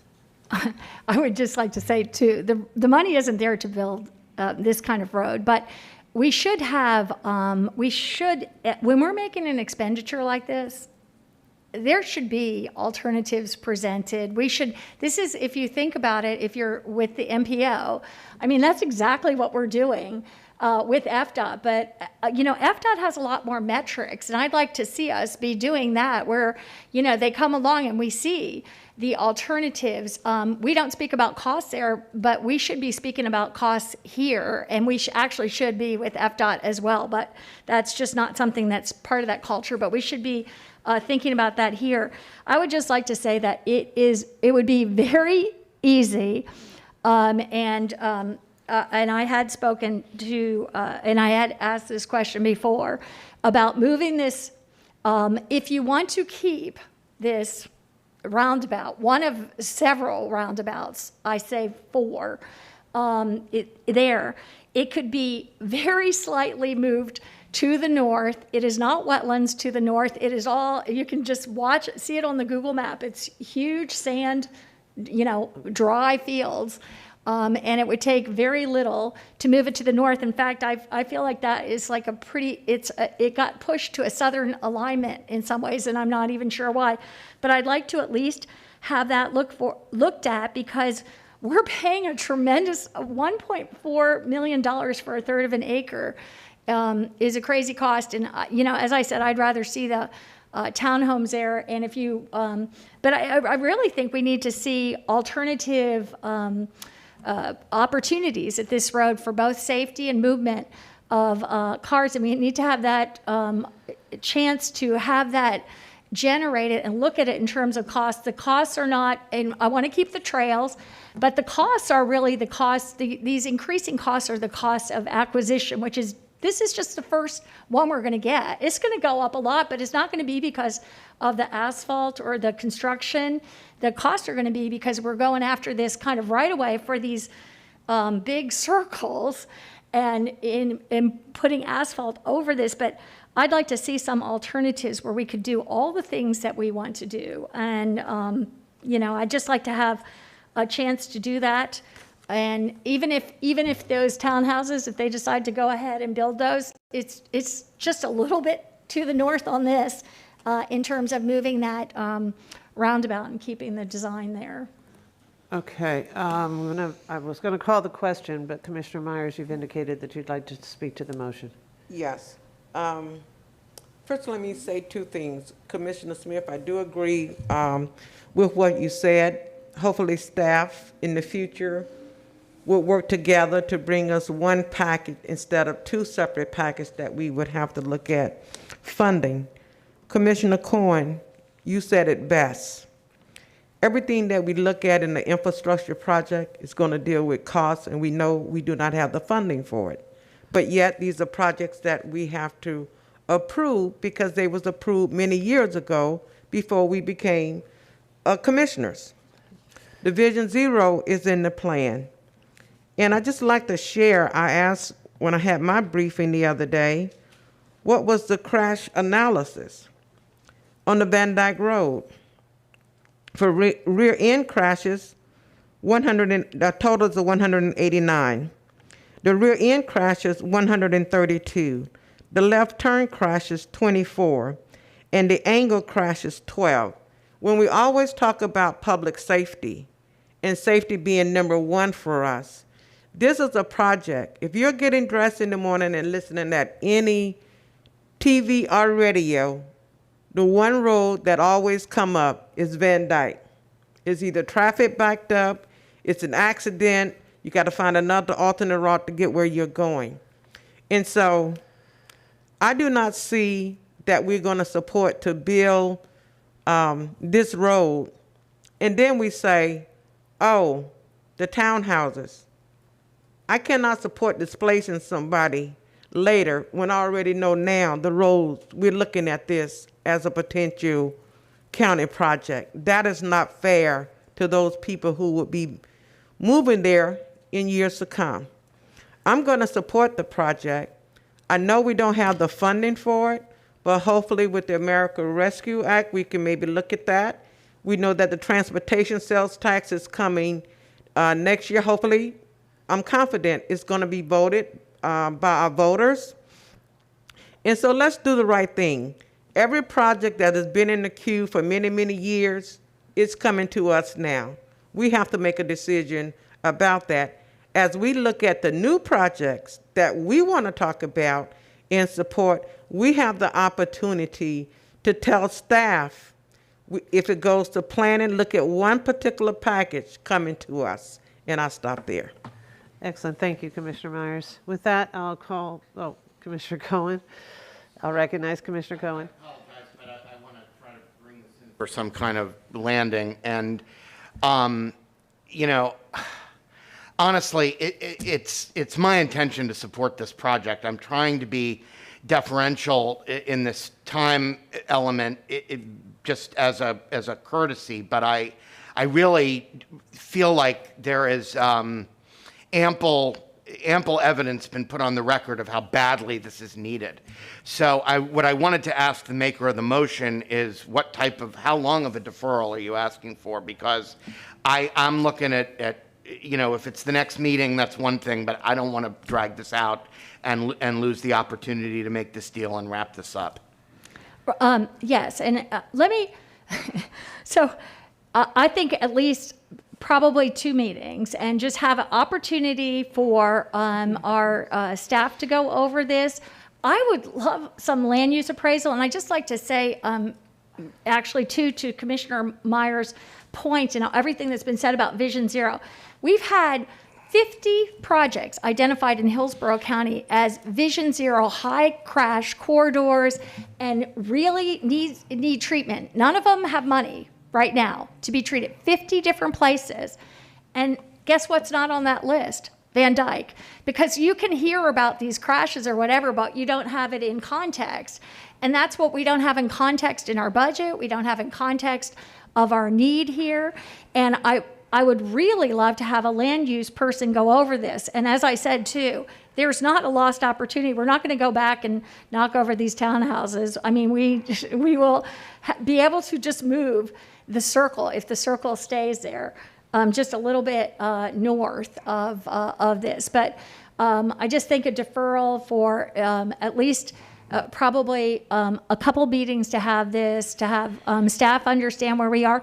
And this is the beginning of this project, by the way. They're just going to keep coming back to get more acquisition, and these prices are going to go up. This is not a project that has been planned in this way, Commissioner Myers, and worked on for a long time. This is just the beginning. So this is the time to really look at this and really say, is this what we want to do? And does this balance well with all the other needs of the county? And is this the proper and appropriate context? And will it do the things we do? Will we be getting effective use of our taxpayer dollars? No one wants to stop this or address these needs.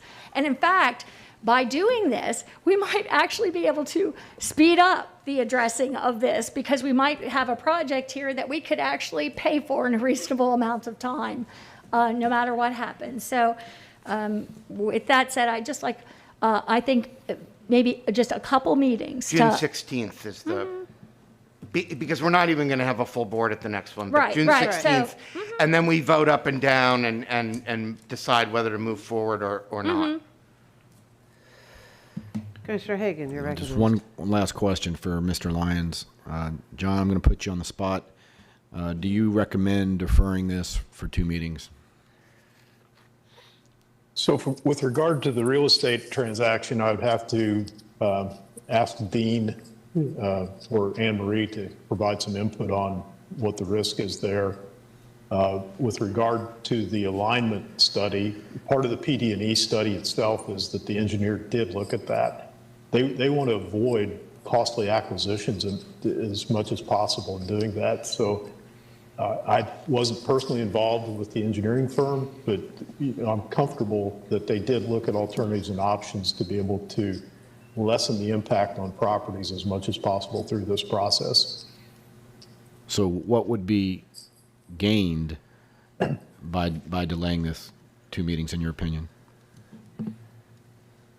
Unless the engineer totally missed something, I think that we'll end up with the same result as far as a recommendation goes. Okay. Does Anne Marie want to comment, or Dean, or whoever you I think, mentioned? Dean, I wasn't part of the mediation, so you may comment on when we're required to do the closing. Good morning, Commissioners. Dean DeRose from the County Attorney's Office. The agreement that was reached with the property owners indicated that this item would be presented at the May 5th meeting. Once the item was requested to be deferred to this meeting today, we reached out to the General Counsel for the property owners, and the General Counsel responded and agreed to deferring this agreement until the May 19th meeting. I'm unable to say at this point whether they would want to rescind this agreement or would agree to defer it for another meeting down the road.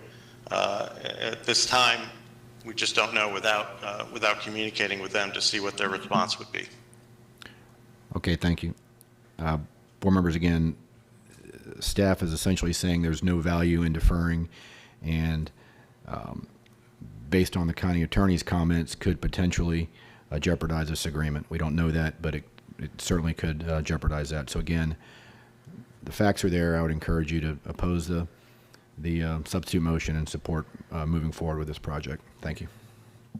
Okay, I have 2 more in the queue. Is that that's to the motion? Yes. Please use your mic, please. Commissioner Myers, you're recognized. Thank you.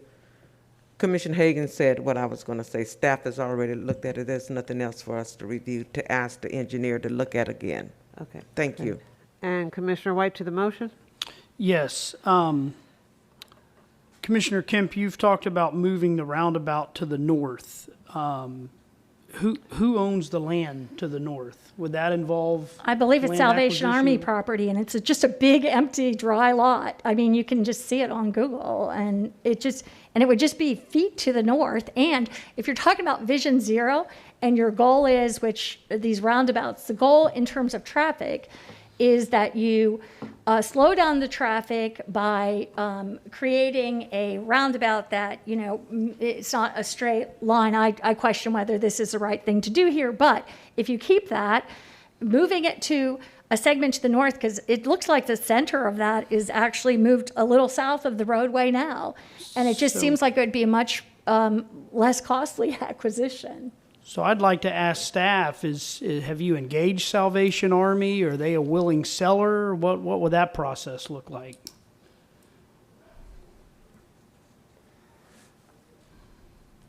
So I think the normal process, Commissioner, would be we move through the PD&E and we start developing design plans based upon the approved alignment.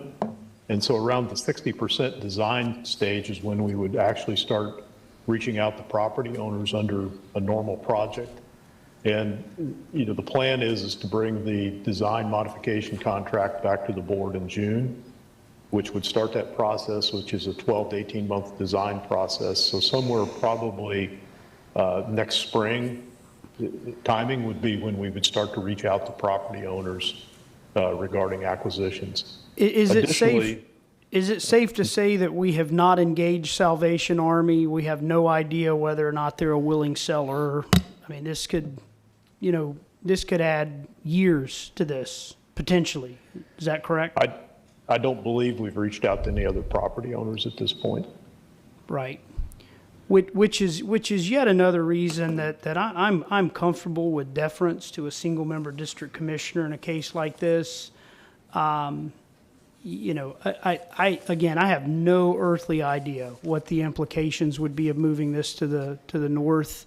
You know, I don't know what the Salvation Army's stance is. You know, I don't know what that means for other safety issues. You know, that's certainly, you know, what our experts on staff are here to provide guidance on. And this is what surfaced from the PD&E study. This is what our professionals say is the safest and most efficient intersection/roundabout configuration. So again, that takes me right back to the same place of not substituting or not supporting the substitute motion. And if we get back to the original motion, substituting it or supporting it. Thank you. Okay, all right. I'm going to cut off the round here very shortly, but I will recognize you, Commissioner Cohen. You know, so we can address the motion. I'm listening to this argument, and I am getting increasingly concerned that two things. First of all, there's clearly there's a lot of ambiguity about whether or not this deal will totally fall through if we don't vote on it right now. That's number one. And the problem is, I mean, it's been laid out that it's going to be $4 million later. So that's out there. But the second thing is that as I'm listening to the conversation, it's very clear to me that a month from now, we're not going to be any further along in this in terms of being able to make this decision, because this has clearly been looked at, and according to what was just said, if there's going to be any sort of discussion with any of these other landowners, it's going to come well into the PD&E study. It's not going to take place tomorrow. So I think that there's been some great points raised here today, but I'm sorry, I think we just need to move forward with this at this point. I think the risks of deferring this for a month and having it blow up and having to then look at displacing homes later I just don't want to go down that road. And I think that the staff did a good job of explaining why, from a safety and design perspective, this is necessary. I've listened to all the argument back and forth, but I think I'm going to go ahead and vote for this today. Thank you, Commissioner Cohen. Commissioner Smith. Yes, to the motion, to the yes, it substitute is. I'm going to motion. take us out of our misery and withdraw my second. I mean, you can read the tea leaves here. We do need to do something on this road. There is no doubt about that. If we don't have staff support for considering some of the, I think, fair points that you've raised, and I would have liked to have seen options to this brought to us, but it's clear that we don't have the staff support that will do that, and we'll just be delaying this and taking us all through something we don't need to go through. So I'll withdraw my second and support the original motion. Excellent. Chair? Oh, wait, I'm sorry. Commissioner White? Actually, with that dropped, I guess, then I don't no longer have a motion May I on the have a floor. point of personal privilege, Madam Vice Chair? Yeah, Commissioner White, are you addressing the substitute, or is it addressing the motion? I'm not. I'm asking for a point of personal privilege, if I may. I'll recognize you. Go ahead. I just want to be very careful to not place staff in the crosshairs here. Staff has indicated that had this gone to a vote for a deferral and they were directed to look at certain things, that they were more than willing to take a look at them. I think staff, offered some projections or some predictions on what the outcome might be, but I want to be careful to not characterize this as quote unquote not having staff support. I think staff has expressed support for the board and that they were willing to move forward with what they may have been directed to do. So, let's just make sure that the board owns whatever the decision is today, and I just want to be very careful to not put staff in the crosshairs here. I think they've been very professional in their interaction with the board today, and they're here to do what they're tasked to do. And I don't think that they have expressed any unwillingness to do anything other than that. Thank you, Commissioner White. And I'll take it back because we don't have any motion here. So, and I'll just say the problem is that we have come in, this is just a preliminary design, PD&E, preliminary. And it was just this simple thing. We haven't even done the $6 million design on this road yet. So this was just thrown out by a consultant as a plan. And I think it's not I think we need to have alternatives. And this is still the start of the project. Where I'm not going to obviously get this one today, but I do think it's a problem that we only have this one alternative that was done by a private consulting company. I can't imagine that they're really paying attention to the cost of the right-of-way on this one, because it's just it's not reflected in the plan at all. And I think that we have to have alternatives about, when we move forward, that we do it wisely. But with that, seeing no further, I guess we have a motion by Commissioner Hagan that was seconded by Commissioner White at the time. And is that accurate? Yes. And seeing no further discussion, please record your vote.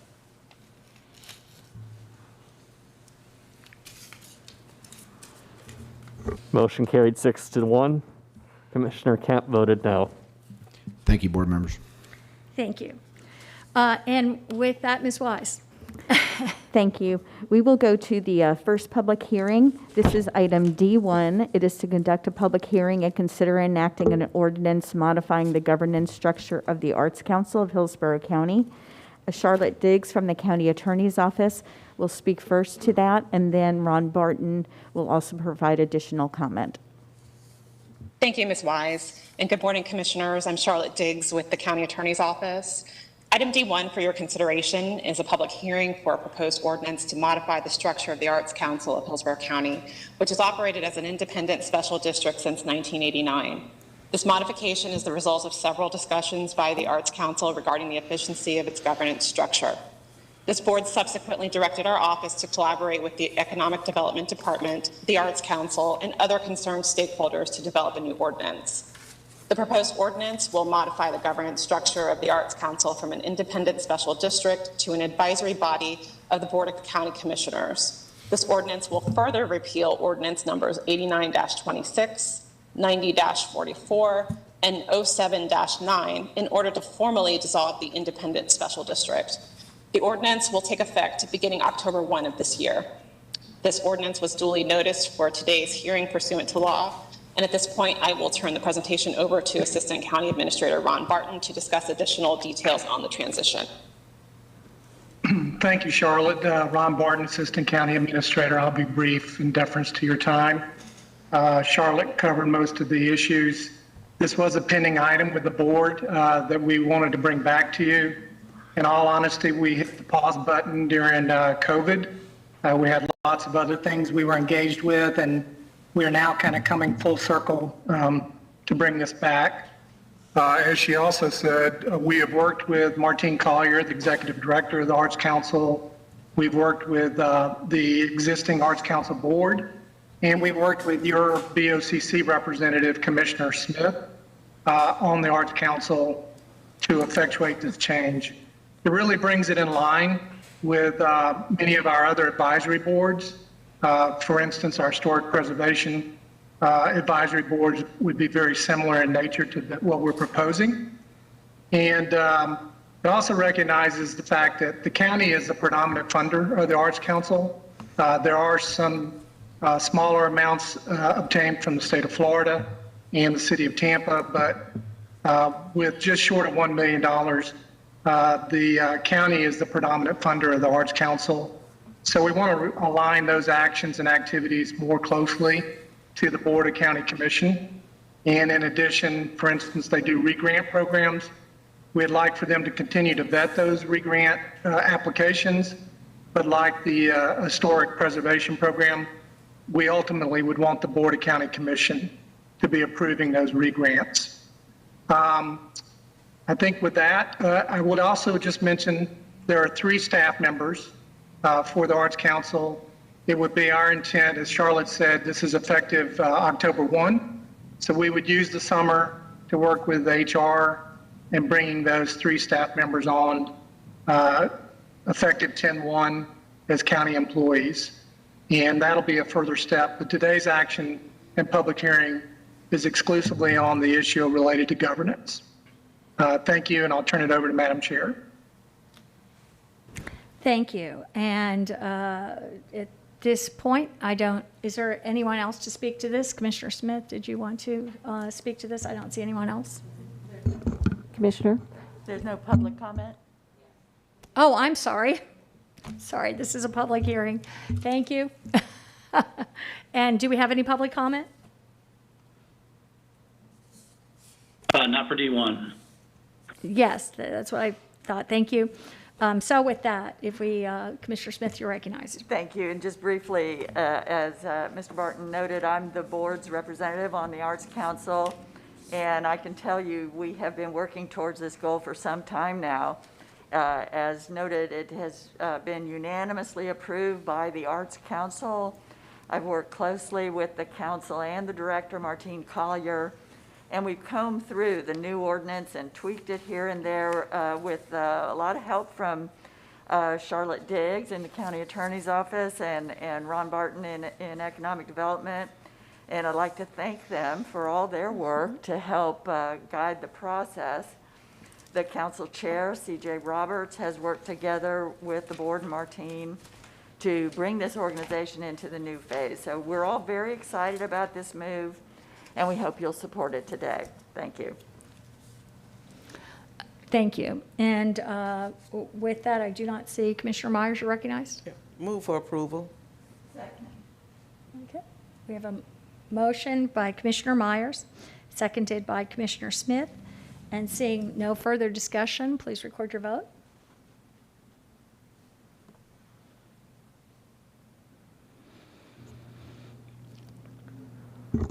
Motion carried 6-0. Ms. Wise.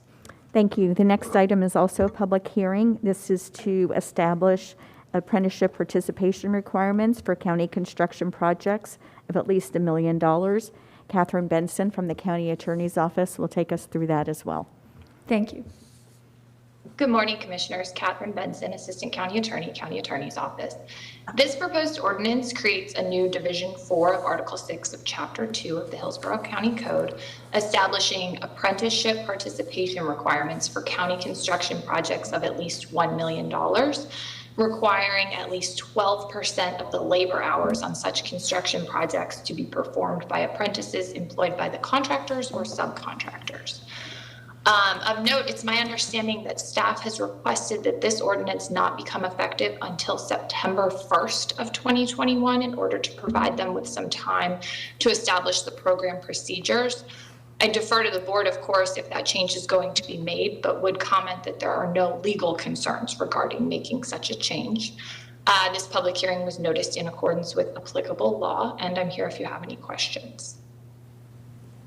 Thank you. This is a public hearing, and we do have, if they're still there, we have several members of the public signed up to speak. And I'll move to the first speaker, Jim Janecko. Yes, good morning, Madam Chair. Thank you, and members of the commission, thank you so much. I just wanted to commend you and all of your efforts for all of the work on this ordinance. This apprenticeship ordinance is a great investment in our community, providing pathways to the middle class and lifelong careers for Hillsborough County residents. And it's the responsible thing to do. It's the right thing to do to invest in our next generation of skilled workers, which we desperately need in the industry. So thank you so much for your consideration of this ordinance. urge you to vote yes and pass this really good ordinance. Thank you so much. Thank you. Sean McDonald?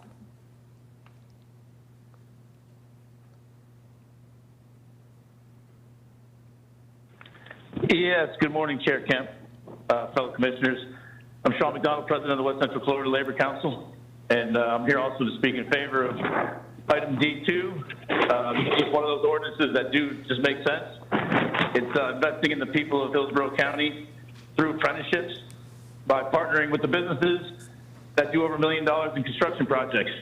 These apprentices are currently attending Hillsborough Community College that need hours to advance in their Florida Department of Education approved apprenticeship programs that will benefit from this ordinance. And I just want to thank Commissioner Kemp for bringing forth this wonderful ordinance, and just hope it moves forward. Thank you. Thank you. Cheryl Schroeder? Good morning, Commissioners. This is Cheryl Schroeder. I'm also with the West Central Florida Labor Council representing labor organizations, and it's 48,000 union members in Hillsborough County. Thank you for allowing me to address this issue.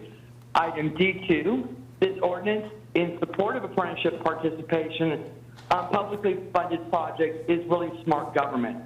Not only does it ensure that our residents/youth seeking career paths in the skilled trades have an opportunity to continue their training and build our future workforce, but local tax dollars stay local by putting it into the pockets of these residents.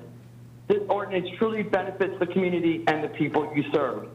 I would like to express our special appreciation to Commissioner Kemp for her recognition of an action in advancing an ordinance that facilitates opportunities for so many of our citizens. And thank you in advance for your support of this important and impactful ordinance. In closing, I just want to quote our former governor of the great state of Florida, Senator Rick Scott. Let's get to work. Thank you. Thank you. Randall King?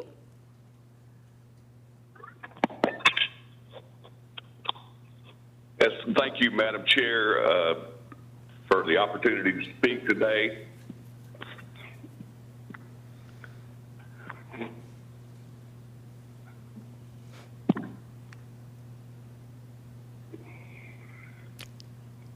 Randall King? Sorry, a little technical difficulties there. Thank you, Madam Chair, for giving me the opportunity to speak to the commissioners today. I'm Randall King, President of Gulf Coast Building Trades chapter in the Tampa Bay market.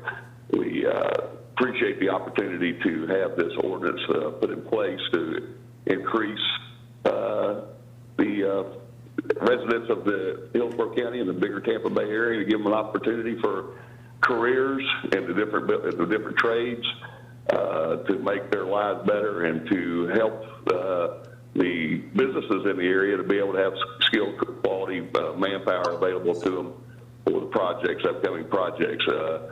I'm one of those that are baby boomers that are about to get out of the workforce, and we need this to be able to move forward in the Tampa Bay market so that the younger generation has the opportunity to get the training for the skills that will be necessary for the building of the bigger, larger Tampa Bay market. Thank you. Thank you. Ken Williams? Good morning, Madam Chair and Commissioners. Today I call in support of the adoption of the apprenticeship ordinance and state-registered apprenticeship programs through the Florida Department of Education. Hillsborough County state reps constantly inquire as to where their constituents can receive the training and skills for a good career and the ability to be self-supporting and raise a family in this community, which the reps represent. Noting not all are destined for a career at a university or higher education platform. Each resident of Hillsborough should have the opportunity to learn a craft or skilled trade. Currently, nationwide, only 3% of females enter the trade. I believe we can improve upon this.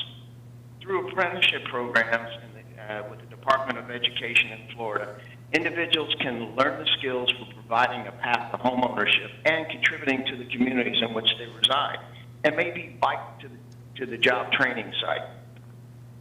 These apprenticeship programs can provide opportunities for a pathway to success if we train local, hire local, build local, and stay local. We won't have to import labor from outside. And we'll be able to improve Hillsborough County's equity profile and the quality of life for all the citizens in Hillsborough, and strive to produce the next generation of entrepreneurs and business owners. Please vote in support. I do thank you for your time and all the efforts you put forward. Thank you. Thank you. Zach Holland? Zach did not call in. And Shanavia Smith?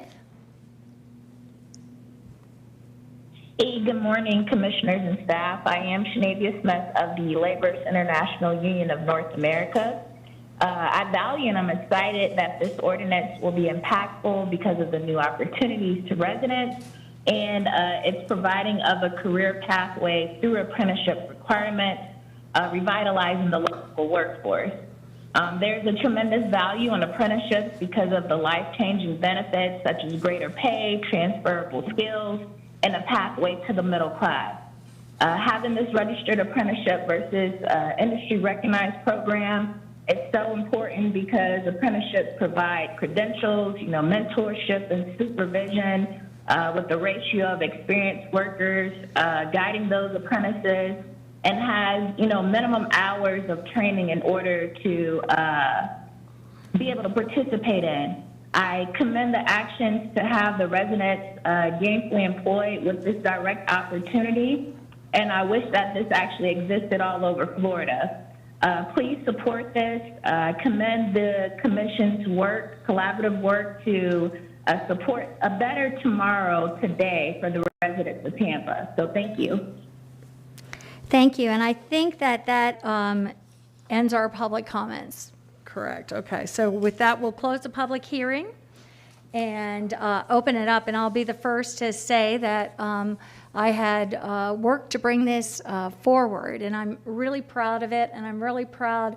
I hope that we do this. I'll be proud of us as a county for making this move, because I think this is exactly what we have to do within the resources that we have to maximize those, to give the most strength to things like these apprentice programs. There's a shortage of skilled trades, people coming up, and we have to do all we can to strengthen that. And we hear a lot about college educations, but not everybody's there for that. And coming from a family that was very many electricians and working in the apprenticeships programs, I've been around that, and I'm really so pleased to see this moving forward as part of what we do. Because if we aren't part of training the new generation and providing opportunities for apprenticeships as part of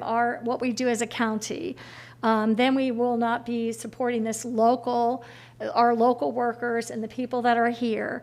And it will cause delays and expenses and challenges in the future by not having that skilled staff out there. Apprenticeships create opportunities for training and experience and help build a local workforce that will be available for future construction projects. And by requiring contractors to use apprentices for county contracts, the county can increase the number of apprentices used by contractors, creating opportunities that will enable apprentices to develop their skills and ensure future employment. And when local governments build and fund large projects in their community, local officials should have flexibility to create those kinds of policies and manage them in a way that will promote good local jobs and economic development. So I want to thank all of the different unions that have approached us about this apprenticeship program and worked so hard on this for bringing this forward.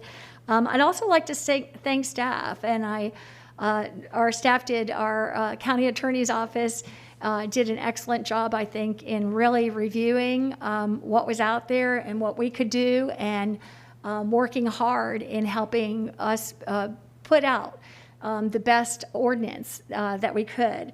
I know there's, as well, our procurement department for looking at this and looking at how they can integrate this and work with this within procurement. And I know that they did have one request. So as I move forward this ordinance as drafted in your drafts, there is one area which is enactment, which they said to enact, which the ordinance states it would enact immediately, and I'd like to change that enactment to September 1st.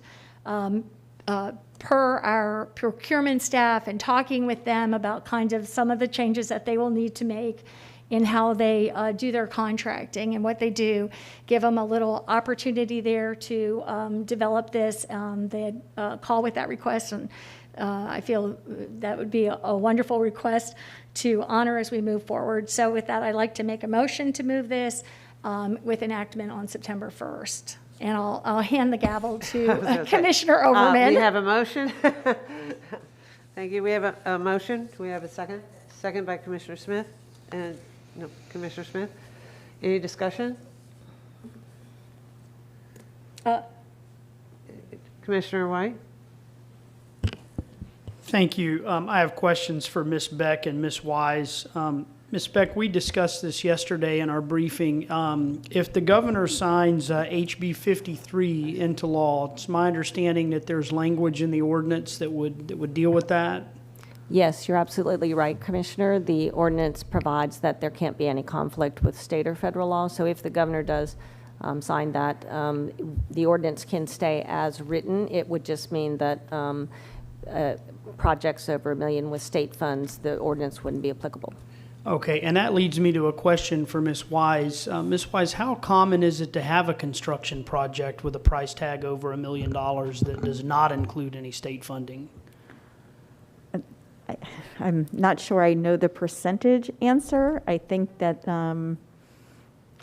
I think there's probably a number of them that do that are greater than $1 million that don't include state funding. Although there's probably many that do include state funding as well. Okay. Can you provide me with a sampling? I don't know how far back in time we would need to look, whether that would be a year, 2 years, but just give me an idea of what the projects that we've had that are over $1 million, and then whether or not they included state funding. Sure. Okay. Commissioner Myers, you're recognized. Thank you, and congratulations, Commissioner Kemp. I know you brought this up back in December about the Apprentice program, and I'm happy to see it's almost coming to fruition today. But one thing I would like to ask Commissioner Kemp, if you would please consider that the Apprentice program starts October 1 with our fiscal year, then September, since we're right at the beginning of a fiscal year. Would that be okay? Well, it might be, but that's not the request. It was made for procurement reasons, from what I understand, in terms of being a procurement issue and changing procurement procedures. Is there something that I haven't heard about this? We just wanted we asked for September 1 to make sure that we had sufficient time. October 1 is a clean date just for fiscal year purposes. More time's better, but we could get it done by September 1 either way. So, I mean, I understand your request, but it just seems like September 1st, since that's what they need. I don't think it doesn't sound like it's a fiscal burden. That hasn't been expressed to me, but I appreciate. No, it's not a fiscal burden, but because our fiscal year begins October 1, that's the only reason I'm just raising the concern, is that we just begin, most programs start in October 1, that's all. Hopefully you just will consider that. I mean, if staff is okay with that, the time to start a program October 1, just like we do with majority of the things that we do here in the county, it's October 1, that's all. Okay. It was just supposed to be under the ordinance enacted immediately, so pushing it to September 1st was a long push off. Yeah, thank you, Commissioner Myers, for the question. And unless staff can offer us a reason to not go with the motion that recommends September 1, that's the motion, correct? Okay. For right now, It's okay. We could make September 1 work. That will be okay. Okay, We great. do appreciate the question, though, because typically, it's just a clean break, it changed, from one fiscal year to the next, but we can accommodate September 1. Okay, great. So we have a motion on the floor by Commissioner Kemp, a second by Commissioner Smith. Please record your vote.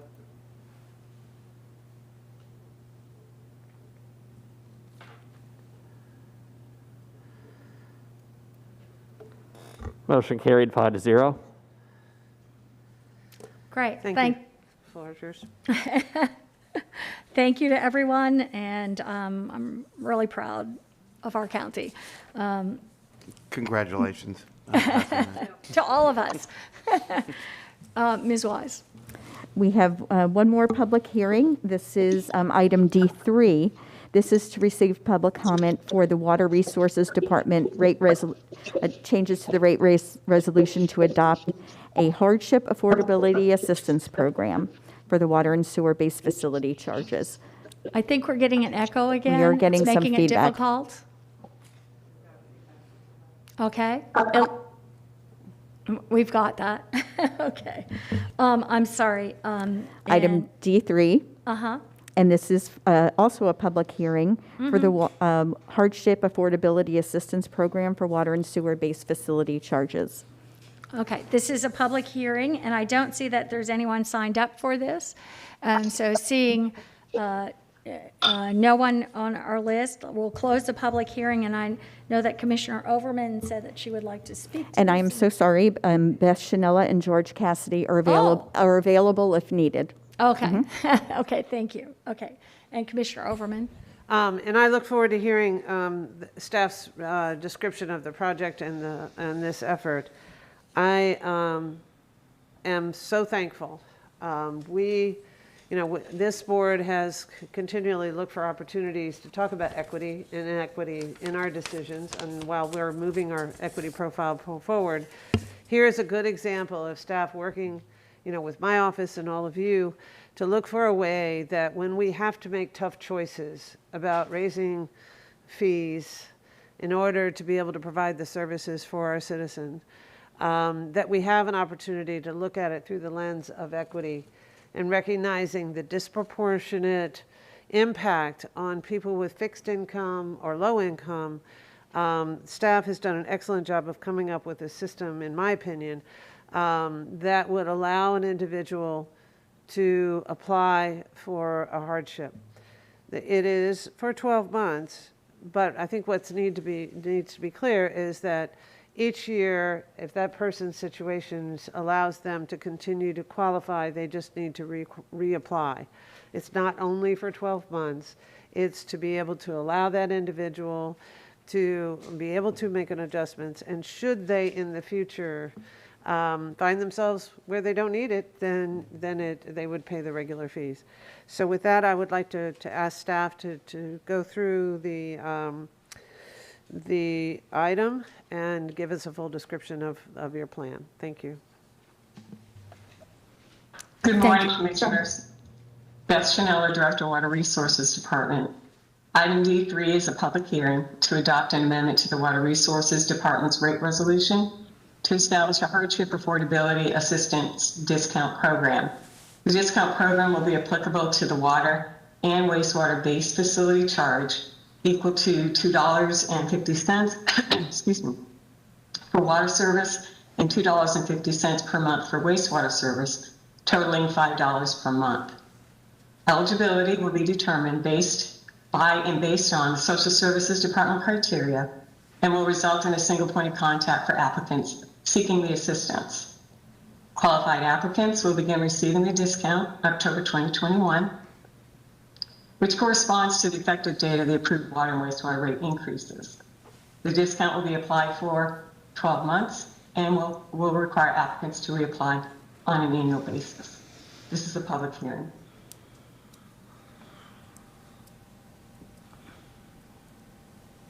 Thank you. This is public hearing, but we had no, we have no one from the public to speak, and we moved to board discussion. So move approval. So okay, thank you, Second. Commissioner Overman.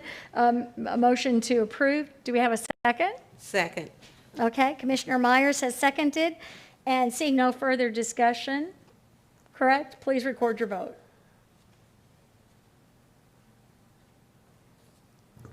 Motion carried 7-0. Ms. Wise? Thank you. The next item is item E1, our emergency management related to COVID-19. And we have several reports today. However, as you all know, we're probably at a transition time period for this, so we'll go through our reports. In the future, if you're so inclined, those reports can go on the consent agenda, and certainly anything extraordinary can be brought before you for the regular agenda as well. So with that, we'll turn it over. Thank you. We're entering a new phase, and this will be our last elaborate report, I guess, as we detailed report. So we'll first ask Mr. Tim Dudley for an emergency management update. Good afternoon. Can everyone see the slide? Yes. All right. Good morning, Commissioners. Tim Dudley, Office of Emergency Management. I'll provide a brief overview of our current transitional timeline for COVID operations. Hillsborough County, along with the Department of Health, state, federal, and private partners, continue to provide COVID-19 testing and vaccination across Hillsborough County through points of dispensing, targeted vaccine areas, and mobile missions. The TVA teams are providing vaccination in areas identified on the Social Vulnerability Index to assist those in underserved areas. We have started the process of transitioning COVID operations more towards the private sector testing and vaccinations while providing continued support to the Department of Health, homebound, and those underserved. We remain flexible to assist as needed, with continued emphasis towards the private sector taking the lead. Hillsborough County has seen a steady decrease in the demand for testing and vaccinations over the past few months. In response, the county and the state has started to scale back testing and vaccination operations to right-size this mission. Hillsborough County testing peaked the week of June 29, 2020, averaging 1,807 daily tests collected, and again the week of December 21st, averaging 2,160 daily tests. Last week, Hillsborough County averaged 622 daily test collections, down 71% from the December 21st peak. As a result of this decline for testing with Hillsborough County, the Emergency Operations Center has begun to make necessary adjustments to meet the lower demand. In April, we closed the Williams Owen Park testing site. During this month of May, the state has started the process for closing state-supported testing sites. University Mall is scheduled to close this Friday, 21 May. In June, Lee Davis testing site is scheduled to close 30 June to allow the Lee Davis staff to begin normal operations with a 1 July start date for that team. We'd like to thank all our partners for the state supported sites as well as that Lee Davis site in partnership with our municipalities as well.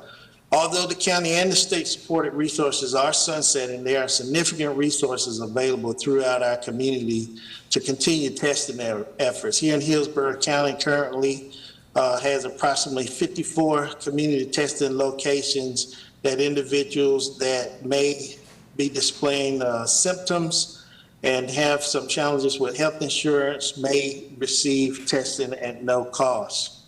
In vaccinations, the county vaccination site peaked the week of April 5th, averaging 5,141 shots, first and second doses per day. Last week, Hillsborough County averaged 1,397 shots per day, with the majority of those being second dose shots.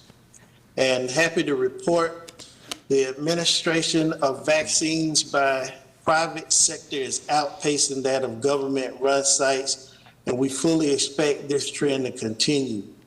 We've made the necessary adjustment with vaccinations as we have done with testing. On 30 April, the Tweet Pep and Hospitality vaccine site was closed due to low demand. And also during that month of April, we saw the Florida Department of Health start providing vaccines to larger private practice groups around mid-February, and it has expanded their agreements over time. The rapid expansion of the federal pharmacy programs during March and April has increased the number of private providers receiving COVID-19 vaccines. Currently, there are well over 100 private practices and retail pharmacies providing vaccine here in Hillsborough County. Current actions taken this month, we have closed the Ed Radish, Larry Sanders, Plant City Stadium, and Vance Vogel vaccine sites. We have consolidated county vaccine operations into a single location, a new walk-in site at the Palm River Community Center. This site is in an area identified on the Social Vulnerable Index and will dispense Pfizer first and second dose shots. The Raymond James Stadium and the Children's Board vaccine locations will end Pfizer vaccine first doses on May 21st. And the Tampa Greyhound Track TGT is scheduled to close May 26th. Port Tampa Bay location will end Pfizer first doses on May 30th. We will go into the month of June, coordinating with the Department of Health to support school TVA missions as students prepare to return to activities for the summer and prepare for return to school in the fall. We will also see the Raymond James Stadium and Children's Board location will conclude second doses on June 11th, and the Port Tampa Bay will end their Pfizer second doses on the June 20th. The state has not provided an exact end date for those locations. Community vaccine efforts continue to increase as we transition to the private sector. Approximately 100 locations throughout the county providing vaccinations at no cost. With a sharp decrease in the demand, not only within our county, but state and nationwide, has provided an opportunity to adjust where needed. The increased testing and vaccine efforts within the local pharmacies and other private sector partners has ensured the resources needed to support the community are in place. We will continue to coordinate with the Department of Health and partners to provide support to the homebound and those underserved using TVAs and mobile missions in the community as requested. This concludes my update. Any questions? Thank you, and we'll move to Dr. Holt.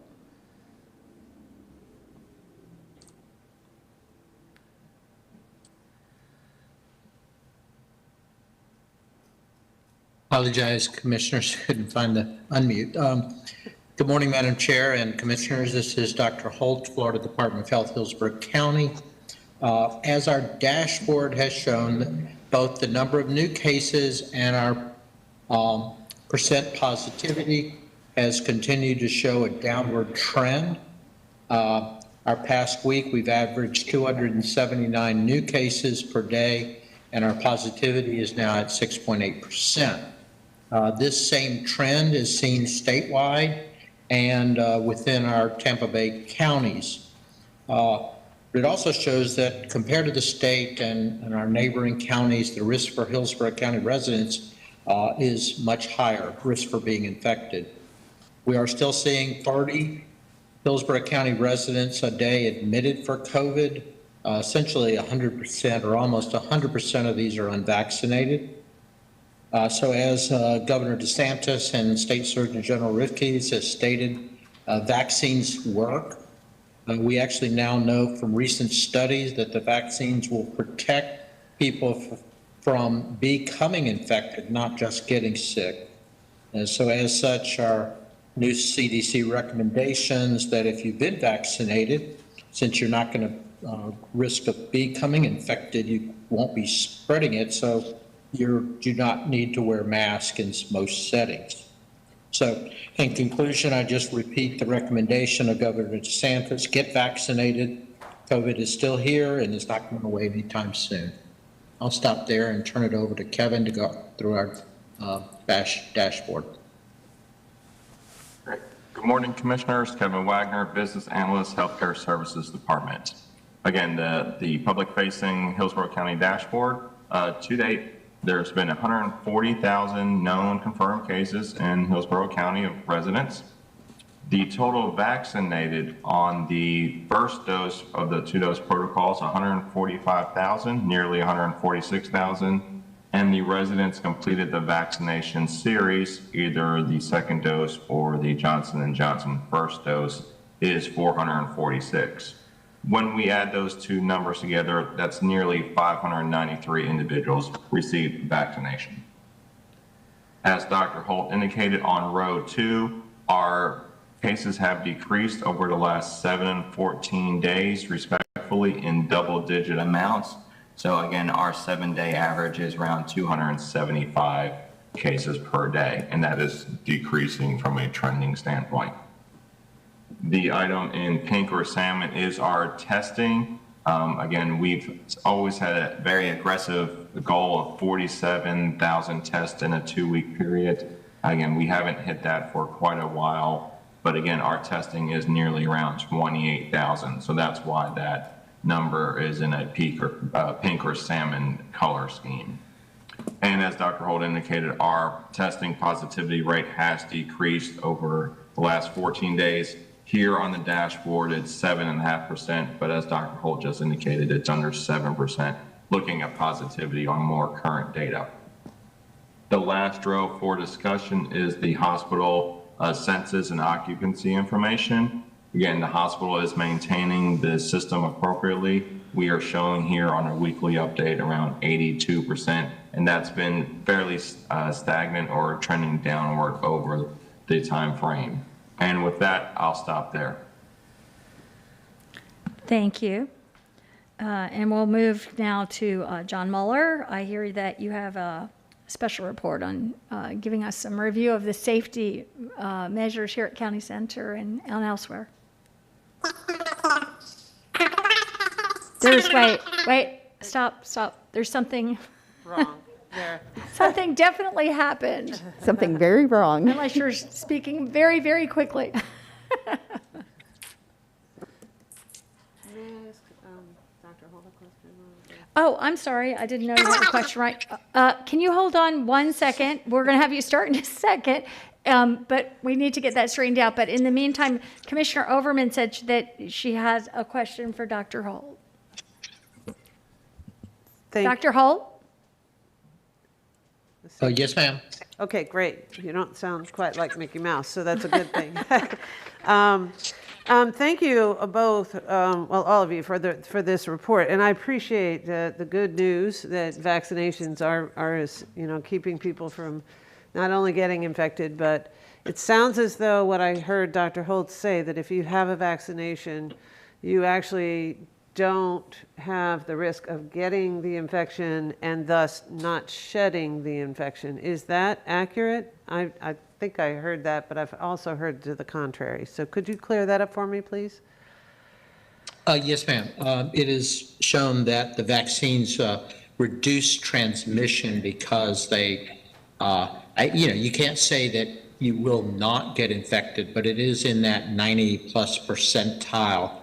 They do not say that people are becoming infected. Therefore, if they don't become infected, they can't transmit to other people.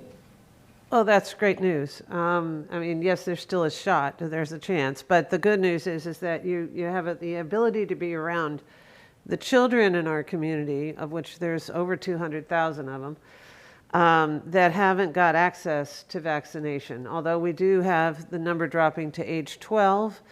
But we're reducing the number of vaccine sites. So urging parents to get their kids vaccinated does two things. One, it helps those kids that plan on going to summer program that are in the older age to protect themselves when there are going to be children under the age of 12 that have no way to actually protect themselves.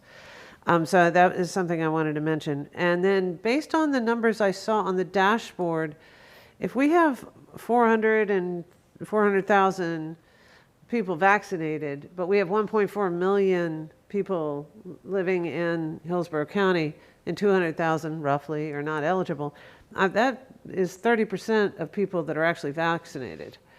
So assuming everyone in your room, unless you've been kind enough to volunteer the information, or in the stores, or in close quarters are all vaccinated is not a safe assumption. If I'm looking at the numbers correctly, could you help me with what you presented? Because I think it is important that we urge individuals to use every opportunity as quickly as possible to get vaccinated in order to have us get our economy and our lives and our child care and our communities back together. Could you help with the numbers there? Yes, ma'am. You are correct. The total number of people that have received at least one vaccine do represent a minority in the county. This is particularly as the eligibility has expanded, then the percent of people who are eligible and vaccinated has gone down, and that's just the added factor that we can't calculate is the number of people who've been infected, and are they still in that window period where they are somewhat less susceptible for reinfection. So you add those two together, you get some boost at the percentage that are not susceptible, both that have been vaccinated or recently infected. So I think that's why we're seeing the trends go down. But the more people that get vaccinated, the lower that will go and the quicker it'll fall. I'll stop there. Thank you, because based on the numbers, we still have 1 million people without a vaccination in Hillsborough County. But as you alluded to, those that have been infected in the past may have chosen not to get the vaccination. And then we have children who don't have access to it until, all of our children, until possibly later in the year, hopefully with the testing that's going on for younger. So I think there is still a reason to be cautious, especially if you have a child in your household, even if you've been vaccinated, to make sure that you're not potentially allowing them to be in a risky situation. So thank you for your answers. I appreciate it. And just as a little follow-up to that, because I didn't think we'd necessarily be talking right at this point, but doesn't the dashboard say that there's 600,000 with either one or two vaccines? Yes, Commissioner Kevin Wagner. Again, there was roughly 593,000 individuals today. Right. So that would be more like if you take out the child population. I think we're getting around 50%, around 50% with it, which is a lot better. But your caution for sure, Commissioner Overman, because what I also heard Dr. Holt say is that, and I know actually Florida around across the nation, for instance, California and Texas are doing far better than Florida and many, many, many other states. We're still a bit of an outlier. In fact, one of the top in the country, and this has been going on for a month as a state, that we have more cases here than any other state in the nation, along sometimes with Michigan, but far bigger states are doing far better in containing community spread. And as Dr. Holt said, the risk in Hillsborough County is much higher. That's the word he used, much higher than surrounding counties. And that we are still getting hospital admissions, but that they're almost 100% those that are unvaccinated. So consider getting your vaccine, consider protecting yourself, and as Commissioner Overman pointed out, the children of this community who aren't eligible, others that aren't eligible, and see if we can really just move forward to the future that we're all just can't wait to happen, and we're moving there. But at this point, I think we hopefully have cleared up the problems. Mr. Mueller? Wait, you're not. Mr. Mueller, this is Glenn with HTV. I advise either signing out and signing back in, or unplugging and replugging in your microphone. Try those two methods for us. Maybe we should watch. Can I also call in? Yes, much better now. Okay, we'll do that. I know that He's called in. Okay. Several people's days with that episode. I've gotten a lot of thanking you for having it. Yes, we're still having difficulty. You might need to have that phone right next to you, sir. Okay, I do. Hold it right, Good right close to you, Mr. Mueller. Okay. Good morning, Commissioners. Much better. That's good. Thank you. John Mueller, Director of Facilities Management Services and Real Estate Services. And today I'll provide you an update on our workplace improvements made for our staff. Overall, the county improvements are substantial, and we are in a good position with our facility improvements as additional staff resume in-person presence at our locations. The physical improvements, along with PPE use and protocols, all work together to minimize the risk of transmission. Next slide, please.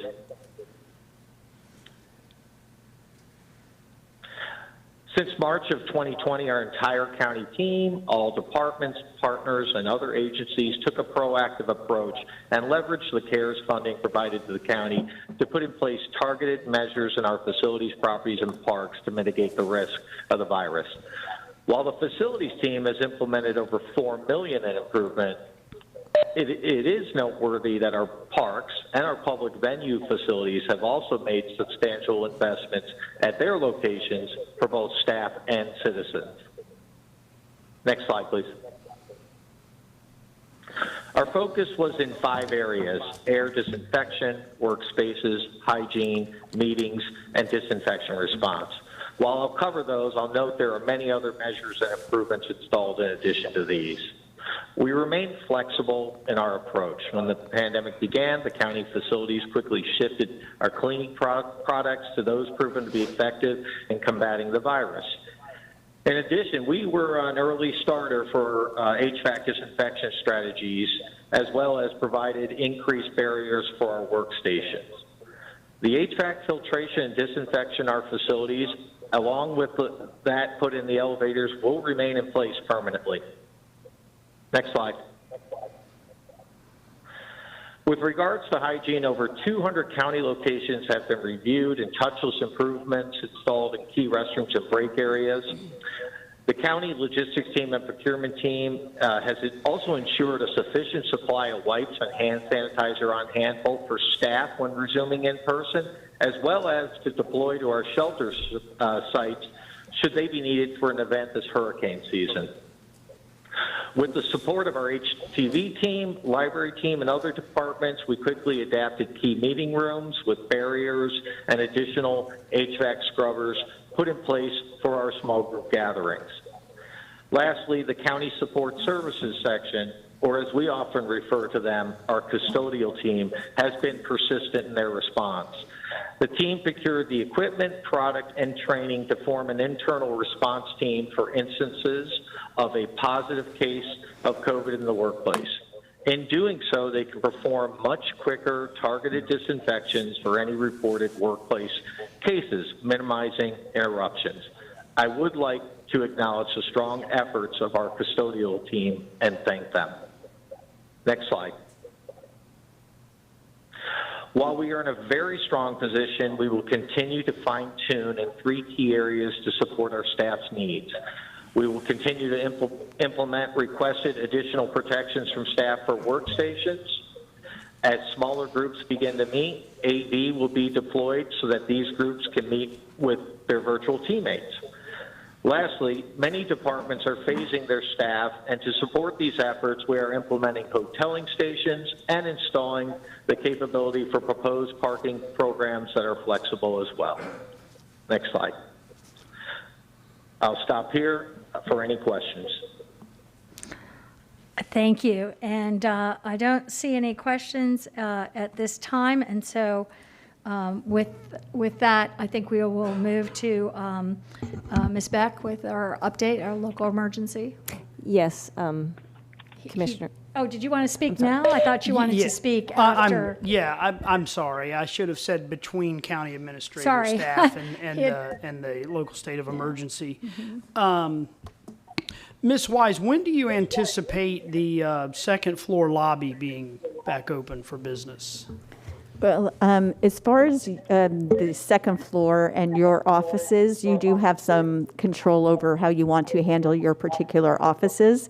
We are discussing a return to full in-person after your break in July, after your meeting-free period, generally for employees. So And you'll have the second floor lobby staffed at that time, or? that's what we are working toward. Okay. If you want to do something differently in your particular office, however, that you can do. Well, I have found that it's just difficult to work out of the office when the main lobby of the second floor is not staffed. So I think I hear you saying that after the meeting-free period in July, we can anticipate that office will be open for business again. Correct. Okay, very good. Thank you. Okay. And with that, if we can move to Ms. Beck. Yes, very briefly, Commissioners, in keeping with Florida statutes, we have again provided a draft order in your backup to extend the local state of emergency for an additional 7 days, and at this time, it would be appropriate to consider that order. Thank you. Okay, we have a motion Second. Okay, we have a motion by Commissioner Overman, seconded by Commissioner Myers. And seeing no further discussion, please record your vote.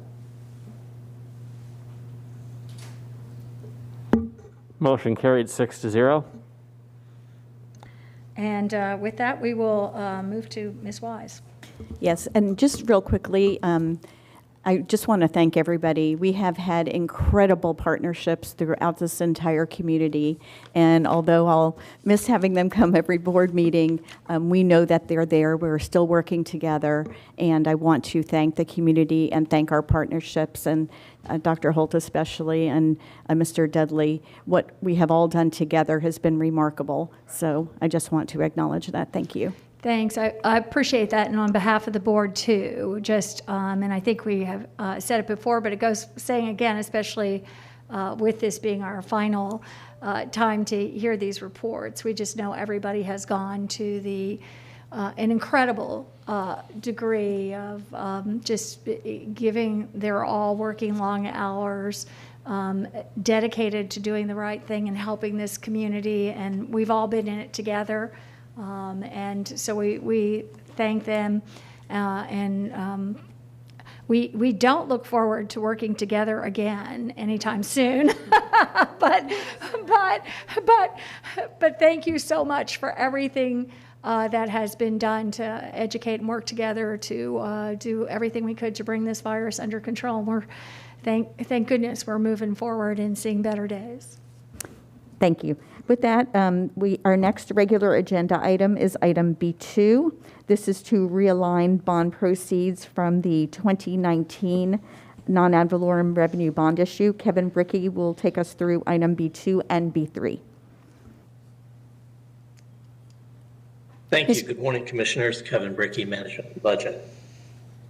Item B2 seeks your approval of an fiscal year 21 budget amendment resolution to realign bond proceeds for the county's capital improvement non-ad valorem revenue bonds series 2019 within previously approved bond projects. As the original budgeted projects have progressed, it has been determined that adjustments are needed to align programs with current timeline estimates and revised scopes of work. These actions will also help to ensure that county expends bond proceeds in the required time period. The budget amendment results in no net change in total budget. Adjustments include an increase of $300,000 to the Apollo Beach Fire Station to complete its original scope of work, $600,000 to the Consolidated Maintenance Traffic Facility Operations Center to allow the stabilization of a shared overflow parking lot with a sportsplex, $1.2 million increase to the countywide soccer complex to fund parking and egress improvements, as well as additional structures, $750,000 to solar projects for various county buildings, and $2.75 million to fully fund phase 1 of the water set sports complex. And with that, we ask for your approval of the item. Thank you. Thank you very much, Mr. Brickett, for the presentation. I'll move the item. Open it up. Move the item by Commissioner Hagan. Do I have a second? Second. Second by Commissioner Myers and Commissioner Cohen. Please record your vote. Unless there's other comment. I didn't see comments. That's all right, I'll do it the next time. This is item B2, Chair. Oh, and we didn't have any comments, so please record your vote. Okay. Motion carried 6-0. Ms. Watts. All right. And the next item is item B3. This is an update on the county's capital improvement non-ad valorem revenue bond series 21 that just were sold last week. And Kevin will take us through that bond issue. That's the transportation bond issue. Thank you. Item B3, Commissioners, ask for your approval of a fiscal year 21 budget amendment resolution to appropriate the county's capital improvement non-ad valorem revenue bond series 2021. On May 11th, the county conducted a highly successful competitive sale of the 2021 capital bonds, which are being issued for the purpose of funding a variety of transportation projects. The county received 7 bids and selected Bank of America Merrill Lynch as the winning bidder on the basis of having the lowest true actual interest cost of 2.199%. Proceeds totaling more than $207 million were received from the sale, about $184.7 million of which will be used to fund future capital expenditures. The balance of the proceeds will be used to pay cost of issuance totaling about $1.9 million, used to pay $19 million in CP notes that have been issued to retire those, and they were used as a interim transportation project funding in the months leading to this bond issue, and to fund a debt service reserve in the amount of about $1.6 million. This budget amendment will adjust and realign the line items associated with the bond and related projects as necessary to record and allocate the proceedings as I just described. And with that, we ask for approval. Thank you. And I see Commissioner Smith, you're recognized. Thank you. And this bond targets transportation, which we all know needs a lot of funding. The last bond, I was glad to see, has a couple of fire stations in it, Rodine Fire Station, Apollo Beach Fire Station. We desperately need to keep reminding ourselves that fire stations is an important part of our infrastructure, as well as roads and school and water. And I just want to make that part of the conversation. Thank you. Thank you. And seeing no further comments, please record your vote. Who was the maker of the motion? I'm and the sorry. Second? Who it? Okay. Commissioner Overman, seconded by Commissioner Smith. Seeing no further comments, please record your vote.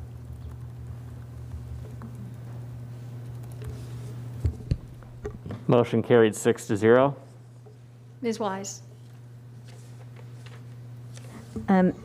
Thank you. Just a clarification. Did we vote on the state of emergency? I just want to confirm. E1, yes? Okay, thank you. All righty.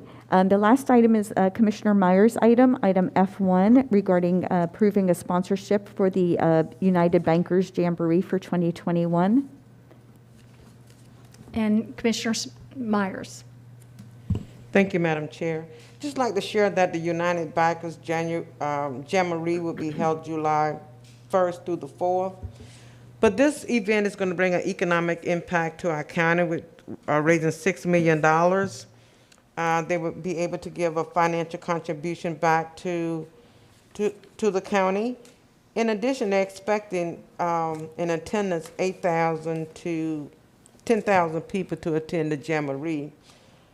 This is a unique opportunity for the county. This will be their second event here in Hillsborough County, and to be held at our state fairgrounds. So I move for approval of this item. Second. Okay, we have a motion by Commissioner Myers, seconded by Commissioners Overman and Hagan, I believe. Seeing no further discussion, please record your vote.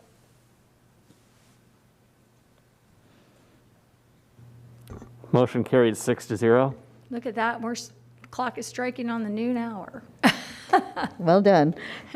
The Ms. last item, Wise. future discussion items. Okay, we're at future discussion items. I know Commissioner Overman, you wanted to speak? Yeah, and I'll make this brief, largely because I failed to remember to bring it up in E1. Back in July, I believe it was, this board approved an ordinance to protect workers that are working in a workspace, to allow them to wear a mask if they felt comfortable without harassment. I included that in the backup, and if Ms. Beck could assist us and just do a short description for our business owners to give them a good guidance on what appropriate actions are based on that ordinance. Yeah. Thank you. Very, very simply, Commissioners, this ordinance that was passed in July simply denies or protects citizens from being denied the right to wear a face covering. It doesn't, there's leeway for businesses or employers who maybe have issues about what a face covering can say or that sort of thing. But other than that, it ensures the right to wear it if that is what makes the individual comfortable. Okay, great. And then could you summarize what the penalties are in the event that either an employer or citizen finds themselves in a difficult position and is being harassed? Yes, the penalties are set out in Section 4 of the ordinance, and it provides that it can be treated as a first violation would be a warning, but the second violation would be a civil citation in the amount of $125, and the third violation, civil citation of $250. So there's a progressive penalty for this. Excellent, thank you. And then in light of previous executive orders by the governor, this ordinance does still stand in Hillsborough County, correct? That is correct, Commissioner. Excuse me, that is correct. None of the governor's orders affected the status of this ordinance, in our opinion. Excellent. Thank you very much for your report. I appreciate it. Thank you. And Commissioner Cohen, you have, I feel like I should be a talk show host. You have the last word. Thank you very much. I'll be very brief since I know it's lunchtime. Maybe you should do chipmunk talk. If I could, I would. I would like to ask, as a future item, for the county attorney's office to work with the Hillsborough County Sheriff and bring us back an ordinance related to regulation of hookah lounges and hookah bars throughout the county. Right now, there's really no regulation in the municipalities or in the county of those establishments, and the sheriff's office has been working with my office for some time with some proposals. So I'd like to involve the county attorney in that as well. Thank you. And I see no one else, and so we will adjourn at 4 minutes after noon. Okay. We made your lunch hour. Good job. Thank you.